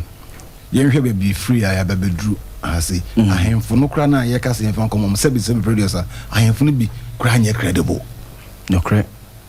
Ebi nyɛ credible. No correct. Watɔn ne kurom asase nyinaa baabi nkɔfoɔ dua bankye watɔn ne nyinaa. No correct. Ama nkora no abɛne nam kagye tida. No correct. Ɛnom di pa wo pa. No correct. The odis kan yɛ kurom wo nyinaa ne so si ahemfo no ware baako kan na yɛrɛ ho. Are you sure sɛ saa nkɔfoɔ no sɛ yɛ de atumi no come on. No correct. No correct. Kaje dog say content. Content ebinom yes ebinom. Enyo nyina ebinom. No correct. Ye bie line to muso se betumo bo mu kro mu hemfu ni bi din bebre power to me ankasa emodu so we share power then you share it judiciously so the beya enkodi ye pe cut and paste na me ye work bi boss me say me ready omo me person me organization me ready omo ni wi a na be compare ni European Union for the Ghana confer exactly the same na de beto ye pe cut and paste we hear constitution ya we confer constitution be the same thing and it can work ye tuntun for ye culture ye bibia cultural value if religious values cry ye won as I say ye nya ho so we constitution you don't have it you don't have it. To back when we president be a semi producer, religious we don't GBB to mobetimi and manipulate more religion BBF. And African black people as we are, we have religious animals. So you can't even take those things away from it. It's true. I saw a bed Jumana was nana. I had a hospital alcohol. No, you mean in say when another you have to come to work. You'll be here. So you have to come to work. You'll be there, but productivity will be low. Yes, it's true. It is so you bro new crown so till quarter near many bias. I see. Let the dead bury their own dead. No, Ghana for sinners. Until they mean the proposing is there's supposed to be a mixture. The chiefs, not only the chiefs, opinion leaders, not supposed to be emblem. Okay. Yahova politics and near man politics ne will be able to say, unya will be all kind of fair mind. You're correct. When him say we power neka credit. You call something called political capital. Political capital, I don't know say yen asantemem how na politicians now use as some commodity boy they are saying. Political capital is say politicians they have something, it's not money. But the politician can use the phone and make a call and things will be done. Yes, it's true. Car police children say akra no friend say me things can be done. Straight. Or pay loan or do no fra. Bibi o pe bia o ye ya nsaka. Etinka omunya sa political capital na nkomu de ye dede say yemfa nye so interchange. And omu de say yemfa nye we asanteme mu ha. Madam talking about the MPs ne politicians ne asanteme mu. Can no nko an katen to be done. How no political capital they develop on nko personal pericula interpersonal development. It's true. At the expense of unkwane ni fie kakra fefe but the road keep to be a free junction e corner hono enye o ka was me kura no enye but wo fie no is far better. And that is what they are using to acquire wealth and mass wealth for themselves. It you know 2 million wo mo sam no so too much. Bebre o hwe constitution mu a o busa de di ka kasa na se fo mu 2 million kuta o mo no esododo. Now the 2 million nyina mani pa ba ko a sana teteneti abusuan o tifie mu a be man papa no ba ko mo nti 2 million nyina no ho yekuma kokko ofie a o se me peniti me pen na me o mu nchenwie no kre na ma me no kro ntimi nche no kre ya de do na ma me for those days no back 31 years o ntimi nche na mo because what nyina ma be ma no 2 million what nsem do it yenji bin free on nsem ba yeji de akohene. Yes. Na mitie mo ayi anopanate na mitie bi na okujeto na obi ne kasa stand to be corrected. Yes, okujeto about ECOWAS. Say president and consult parliament for na omne and they also mo na mo true representative. And now Mose Bank of Ghana aboka mon frère Bank of Ghana governor na me debate no ewo ayi ho mo se mo na mo kɔ hɔ akɔ ye yen ne so mo ko yesa. How often are parliamentarians almost on how often now better say, oh, Copechi number 1, honey crew, say MPs who are Bessia, more honey in our community, how often do they come? Community there best, no. How often do they come? On background, apart from a year, any strategically, or Bahona, say by or move to a bar, on Betua man, apart from that, do they even listen to us? It's a system, we have to scrap some of them out. Yeah, parliament, quite fast we you be man co parliament, no crown, what trouble. Asante bedroom maybe in 80s or no one from Brucheba never do a Bogus and abuse system and no money down, almost see I need down gas. Yes, I have you. Bogas Raya call no begin about no budget. Won't mean so a Yimukra, won't Timukra, won't be behind by Damano discover. And the quite fast you man co parliament to crown is a problem. Because parliament a serious business will be all Cosemra. Yeah. Ben's we did. When in the Usika, when the Nabumu doors in the dinner, the one wine sends some basa near the Nakotano. You were Jimmy's abuse, backcatcher, Ubusaba country, almost parliament. Or Momuya, Juma Pab, one Mumutimia, Juman Pano, was he a new, what kind of baby radio be so? Was it get to be handful? There's a 275 ne go on no do no the upper friend or no one can say omo now crowd now hit TV so now why I was in committee why never pepper MP the oka say montuma na me committee so why the committee na ba me to have man no me aba committee na ba me to no etiquette almo say ampa ye nyina advocate see emfa hemfo na opinion leaders nimram but electorate no so omo select obi amana represent omo ha omo so hwemu kakra no omo select obi a okwa obetima ye adwuma na boa. Okay, so parliament you weaker minka say you weak Mr. But say you weaker too many wo executive say esodo don't say how you weaker egu yeah say when you weaker egu wo dey ma law for no law for no side judiciary for no omo ntina omo baby omo yo omo adwuma and na se for mo say parliament you weak someone is serving as a check on the executive omo na ehye mra se wo check na odi won fa omo mbetimi aye we na nko je ye kan ye ni abre mi kan biase nke was strong parliament independent minded people almost on be adwuma na can no matter the power work executive sem ko o mind bit makoso Nigeria sa asem ya Tinubu ko kan yi ko hwe ne omo de asemu omo parliament ono mo ke ka o madwene kire ne se de na wakwa ne sa no you see say omo kuta authority bi kasa kire my point ye best ye nyina we are part of the problem. You ain't funny nyina nko politicians we are part of the problem.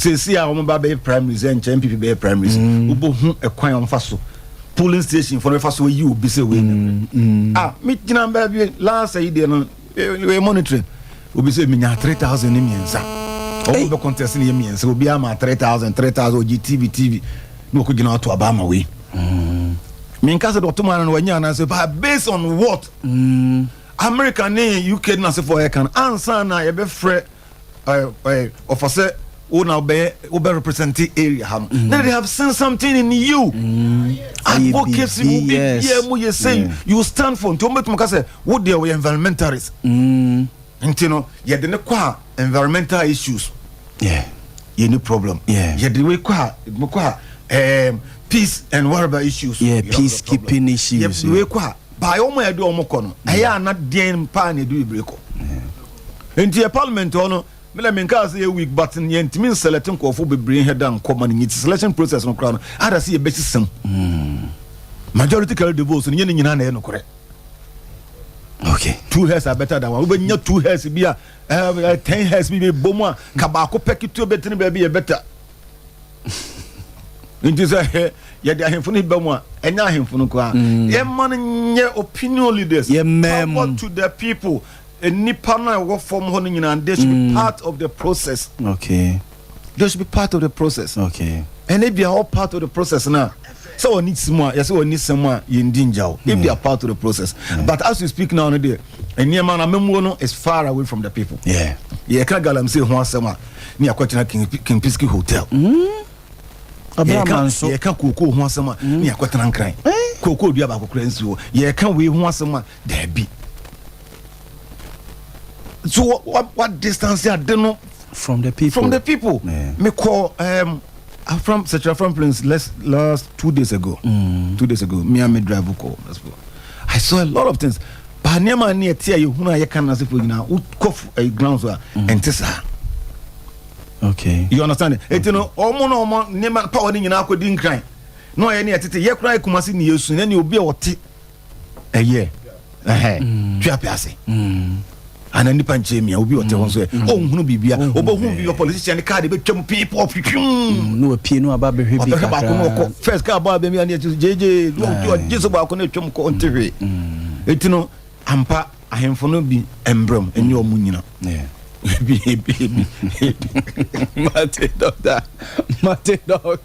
Mate dog myself. I was for Dr. Solomon Quating. Oh, you been himself on and on.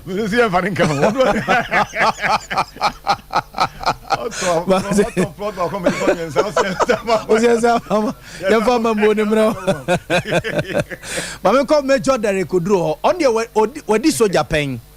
And was also a politician. And was also a parliament.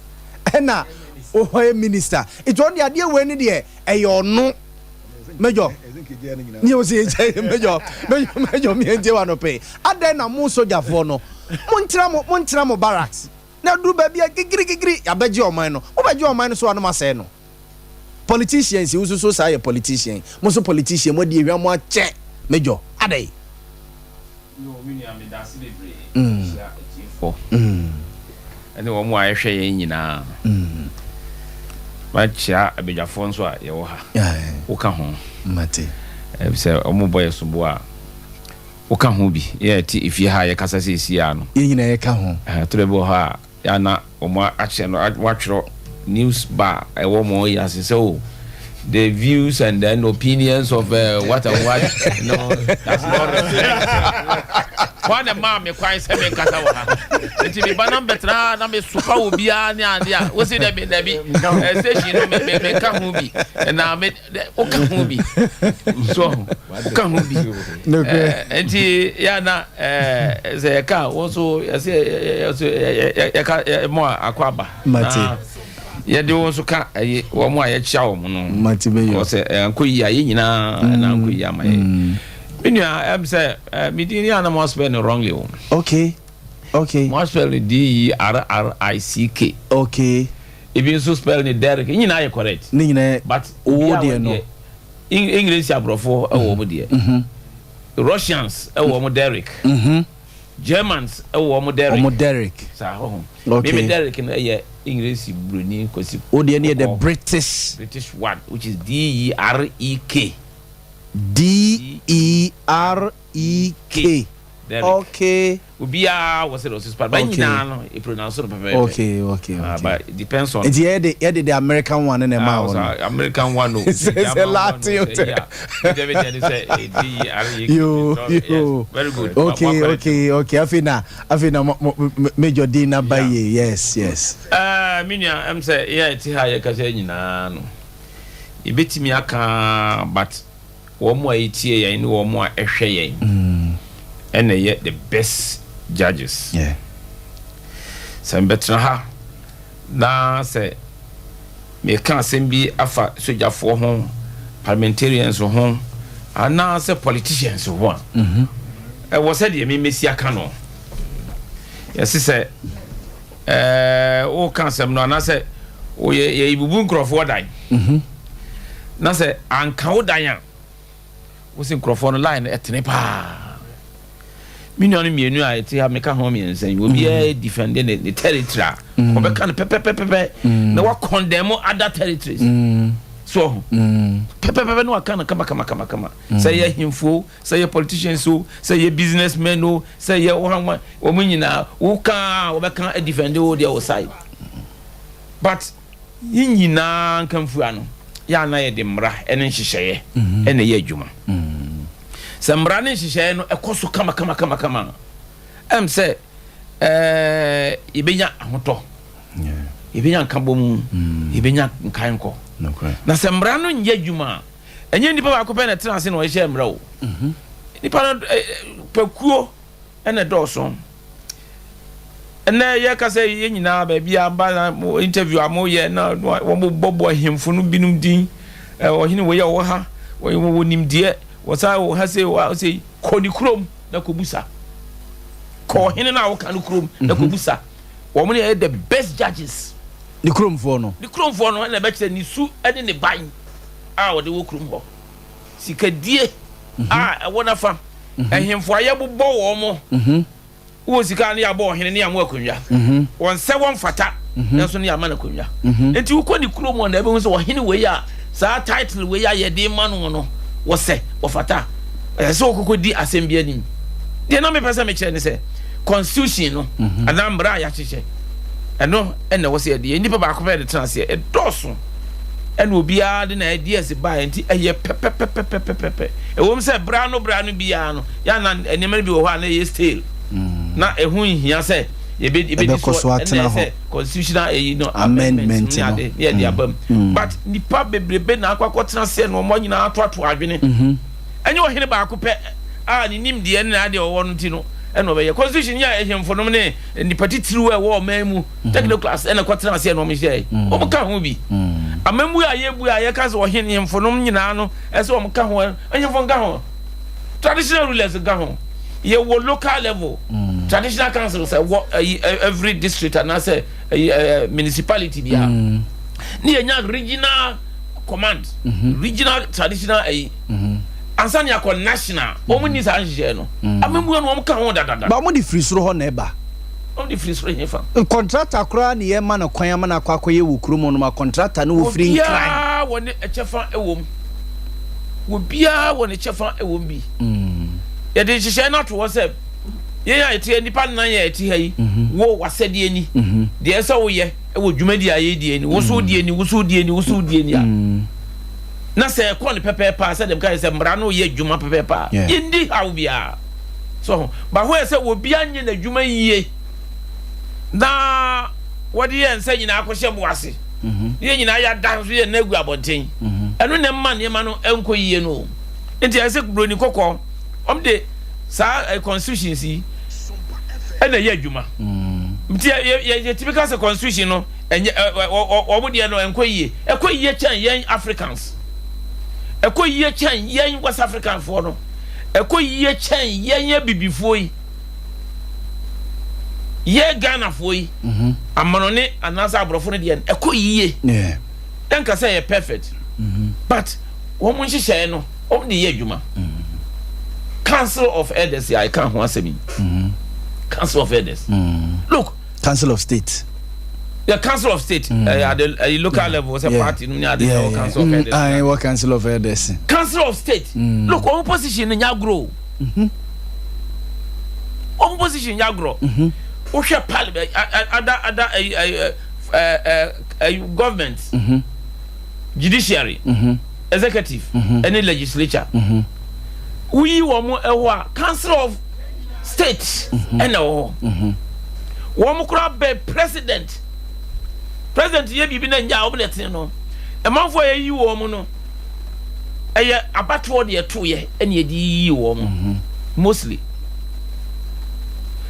enuti no enye se eye kwa na wo mu dwumadie no se wo mu di ni yi a se de meka no se mra no aisha no kun aisha no wo mu di ni yi a position o mu wo no enya de ketwa na said the bia ya na meka ukọ ya na wo committee ebi so or parliament gender they call outside na obi oba beka se bia wo se emma no woman empowerment yes emma no ye enemies to ourselves emma no na eka manua e ni maybe wo ho emma no se de omo ase bisia o besia be super wo mo ankasa ma no na ka say equality no ne woman empowerment ni aduna na e defeat wo mo ya aspirations na wo mo ye no oba bi nya asem a said the man no kura be sia be gina ha ba so abe condemn because of political reasons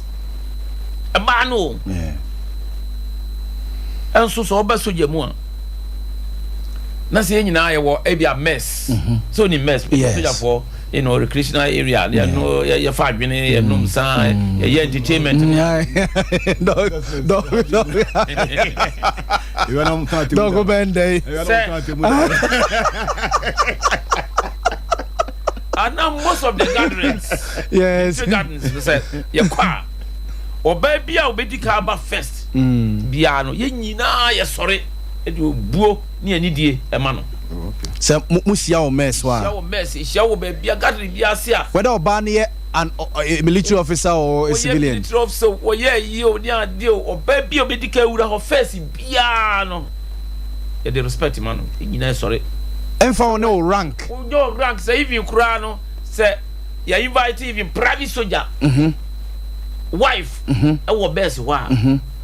That's what about the capacity of her husband. Yes. Now say, or your bar, so wine, so captain be a yere, so general be yere, so wine, or baby, or no matter. Yina Army Commando, Navy Commando, Air Force Commander, CDS will be in a pajama. Or transi, yeah, transi. And yet they respect him, man. And so more. Sabe, yo, now, but he been boo and buy no any tia. Yeah. Now, make a way, dear, be see a him for no. A be dear so. And him for she share near dinner. Come on. As if we're going by a night him for near dear, also. Now, what transit I in be pie dear Samuel him fear, which you say perfect. Yeah. You deviate, yes, see the panel and tell us them. Brony Coco, some dear idea, you do ya, when you are not the court, no. Tawa double them. Cotton Gocase, a year come mum, Debbie. I don't know, maybe Yaba, ADR, alternative dispute resolution. And the only we are no more system on temp, said the Bayam, and we are alternative. But the main court issue. Say a juvenile court, say a higher court, and a Supreme Court. In we are the career, as some say, is pepe. We are going to baby. I feel not massipo. Yeah. Yes, I don't know yet, and know you're foreign. By a titino, even Babu Bukra Solomon, no oni asem, where Obama ni Bawu ye, Mammy and ya. We are no moon there, Nebana, or your life. She said, King Solomon. We see dear as I hear her swab at all, baby. Did him for no war, position pa. But a be no more a position, no, ma sabi respect Emma home. Then be out 2 4 as for no cassa was so in Bia. But step short to Biano. I was saying, I said, over 2. A very loud boy, dear, because Metis as we had many Japan. How many chiefs? What you kings? And the choir about over Galamsey, yes. Yeah. We are from Swa. What do you bet you? Katasumu, so. May say some of the groups are enemies to themselves. Council of State. A buo near ya or men in our dema woman. And we are the end of Kusi. One of them, I say, Amanda S. Gracia. To what they self attack, you my band or my ye. I was say a man, S. Gracia. Publicly, know what the S. Gracia about returning to a Ofankoma Mubuavo. Fakumo. That is the way I'll bet him in this, you know, Aquacoche. You are quarter for. You were in the for. You were even street beggars. I'm war. Fakoye project to be. For check a man for said the but a constitutionally right to say, yeah, this is in my war. Where's I know why expose you other members, you know? Oh, go money was say, gonna focus at Yama for a it's a council of state. Say, woman, nishi yet, woman, yashi. Let's go to parliament, Miami Dim. Hank parliament now, on to the boy, and say, I'm why. Hank parliament, then you now pepper. Yeah, be so the privileges in the anka benefits anka hang parliament no nka de braye Hwete ma ye kwa to aba early stages ni ade ntokwa esi ye ebinum kura say parliamentarians they deserve the title honorable and so ka obi one kasa say we are contempt of parliament ye ba chew ebinum akasa tia parliament but as I said we mu reduce ourselves to that lowest ebb ni no sabe eso so no kura to for mo aboteti akra abodi bi enti amamanfo nyina e kasetia parliament me sure say eba be patch speaker yes eba be patch on ade but attitude ni ade a ebinom eguso a omo ye ebinom kura timi catch brown say enkrofo we kura we dey on say parliament to why me no omo ya dwen ya da parliament na aye political partisan political organization and so ki ato be you na say free o constituency now kwa wadwuma no ye national in character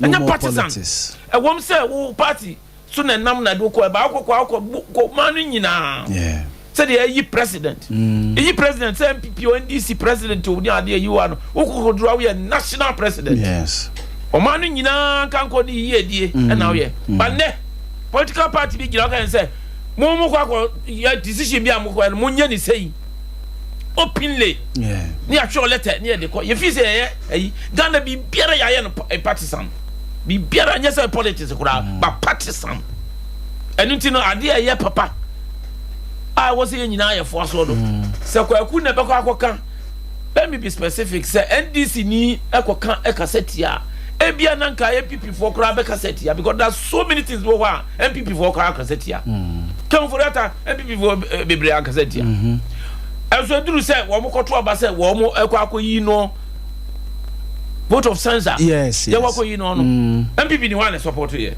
because on ko Daniel yi ni so partisan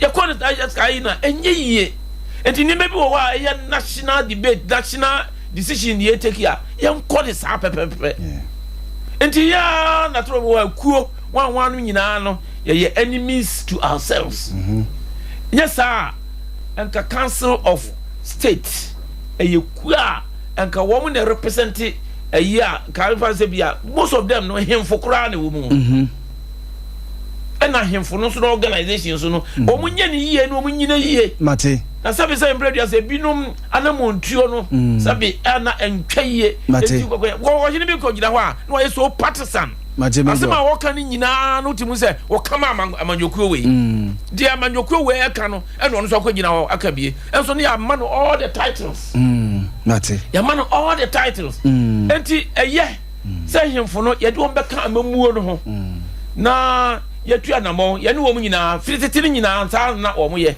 wo mu decisions ni ade no nka ye nanso no ye hwe na ye hu say ye nya ahemfo no ankasa na wo mu no wo mu tu anamo mpa na ye fa ebuo any ferie any adimonyam emma wo mu am bia ya diatu for the Major Derek Odro, a former deputy defense minister and yete ninken mame ensanko na ye mono papa na yemfa ensi prince maminto ye wrap up na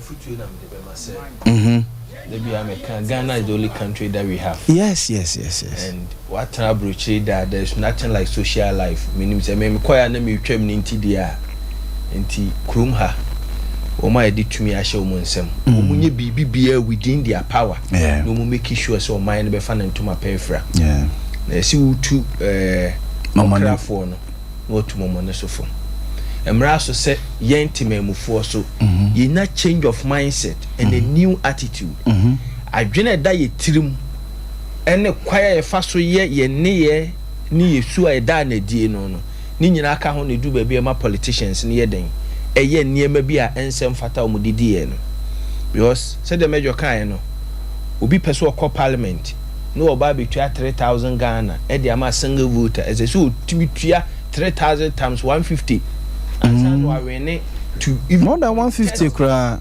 more than 150 kra 1,000 times it be 1,000 something it be 1,000 something delegates into when yakra ne bi also timi nya be 600 so right from day one now more the sanya man beto ho no now pin flat gate ni say okwa de dikai onko pesika na o lusu no ento ho no de tosu mienu on sam times 2 obesa dia babio so a o de beko onko fight for interest ti ye nyina ase omamufo no ye nhase enye reforms self reforms, not governance reforms. Governance reform, about that time. But yensha senior change of attitude and mindset. It me ye sanyema we are. O mind be fan into mapa Efra. Yo. The Prince Obria boy banking consultant and yetene kanwa mensa uncle Dr. Solomon Kwatin Fukuho na hono susu maintain dog. Ma maintain we ye wrap up ye nkomo yi.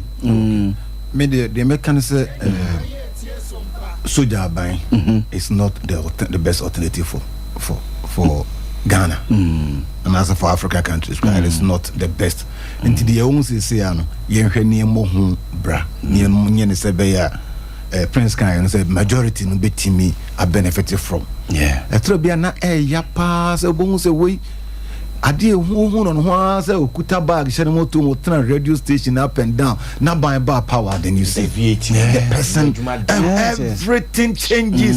Na make us a phone omo ye classmate o eni omo nyina na ti the same area say ni pa bra bokos nkeye but you ask the person what has been his contribution to the development of Ghana. Insult on radio. You understand? Eduane na ye be no wanya hwe ba onu di kese. Yes. E basa na na odi yaw shenkofu mu. No correct. Omo BBC omo tisi street so support na sefo no. Ebi no ho dia wo kofa 77 prayers ko fa subscribe crowd betna so na utu na amanfo bejubility. Yeah. Nkofo bi ha that's their nature. Yes. Ba ye ma majority. Entina me pe aban bi oba policies be at least a bit me favor nipa do no. Bi is a free exchange policy. My defending baby answer say nye kura no and the majority of the people masses no are benefiting until yenye na democracy kakra na yewo no enfom so de ade bi wo because America for cry reforms na nye you understand it so yen kura we ni yenye ni film but military ni we mo de far from us say omo ya de omo be yom de but can the best alternative for any country. So let's protect and preserve what we have. Observe the Dr. Solomon Kwatin Foku and yeten Nkano or a business development manager Kumasi Technical University. Major, I mean Santi will be aware. Yeah, searching be now me dwell on him for no participation. My main call Ekumok. Any Ekuwas. All time na ye Ekumok no. Yeah, Mako Ekomok on several occasions, Liberia. So okay. Queen. General Queen. Yeah, General Queen. Yes. Oh, that's fine. General Queen walk on was what the 1,000 troops require, what the 1,000 troops beba or Asamo kan or kono kan no so the 1,000 troops go or the 1,000 na besaba. So yeah. I didn't think that soldier for more cooperation, sir. More cooperation and money Adaka ko Fudaka. What they call. So you for more kwamo de fundaka ko. So who you and the time no time no sir. This agenda was no say yes. What you mean from certain percentage of casualty is allowed. Our military operation be casualties, no, there were 3 stages. Injury, missing in action, and not dead. Moko ebitimi yira well war me ade American soldiers of Cambodia and me ade ne ebi ankoyira Iran Iraq ebinum yira kura ye hunu binum Ekomog yeko ebinum yira soldier for Ghanaian soldiers will be yira ye hu mu biem Nigerian soldiers Gambia Sierra Leone so wu e wo kwaye nu so aye den ya hunu ni funu de we missing in action okay and sana wa we pira nti ya kano XYZ machine action injury and a dead be a wu enti ba mi so kwa bi bewu enti ya ka se obi akwakoye the coup no was succeed e wom say coup is not any alternative to any year me you know me soldier ni but coup no is no soldier for your politicians soldier for your politicians me say time no sir politicians na and the coup enye soldier for so na ye coup politicians na e dey and the ye coup enye soldier for no ndi so soldier for no mo ye coup na shisha se you are foreign yeah e be a local politicians about where the entrepreneur man international man ye no waye na fe o ma fa na excuse na ye ya pete ban me for no demonstration strike ni ade na amma create the enabling environment ko enim say na amafo be gina so de ayeku so what you say until the time is ripe ni ade na politicians na induce wo pa that's what you for the atum until the ekoso radio so TV so schools on the trees bad roads one ni ade economy na to nsiom ni ade obey president kura resign ni ade nyina no and a recipe for coup. Okay. Because soldier for bemua now it is when the country is in total anarchy. Ye kunkum ya ho, there's no government na nyeme say ni ade, that is the time a soldier for bemu. Anything short of that, soldier no need authority, we need say so ko bemu say what dey corruption na eba be yi. These days, you know, ku a omo ye nyina the security, hwe kwad wakina for so security, terrorism. Anyata a year na ye constitutional change bi no person of the Guinea na Mali ni ade nyina no security enti wo mu change from economic hardship no ni ade but no de no awa no say no and this our problem na ba enti ECOWAS unim say obo ekobi ewo ayi Nigeria president no call yes. ECOWAS convention protocols. Ni Makwa said no interference. Mate Major, next week your economy no. It means survive we am yanko no ka ye be bo. Mate. Na obi a wakọ compare no. One obeti akumun the veterans. Yes. Na ye call ECOMOG. Ye call ECOMOG I was Sierra and Gambia. Liberia no yen ye beti mo akamo nsam ama no ahohiahia mo ko mu soldiers no epinidia ye si ye se niema nkoyie e wo ho no ebre pam no Mate Major Mate Major me da se Mate Major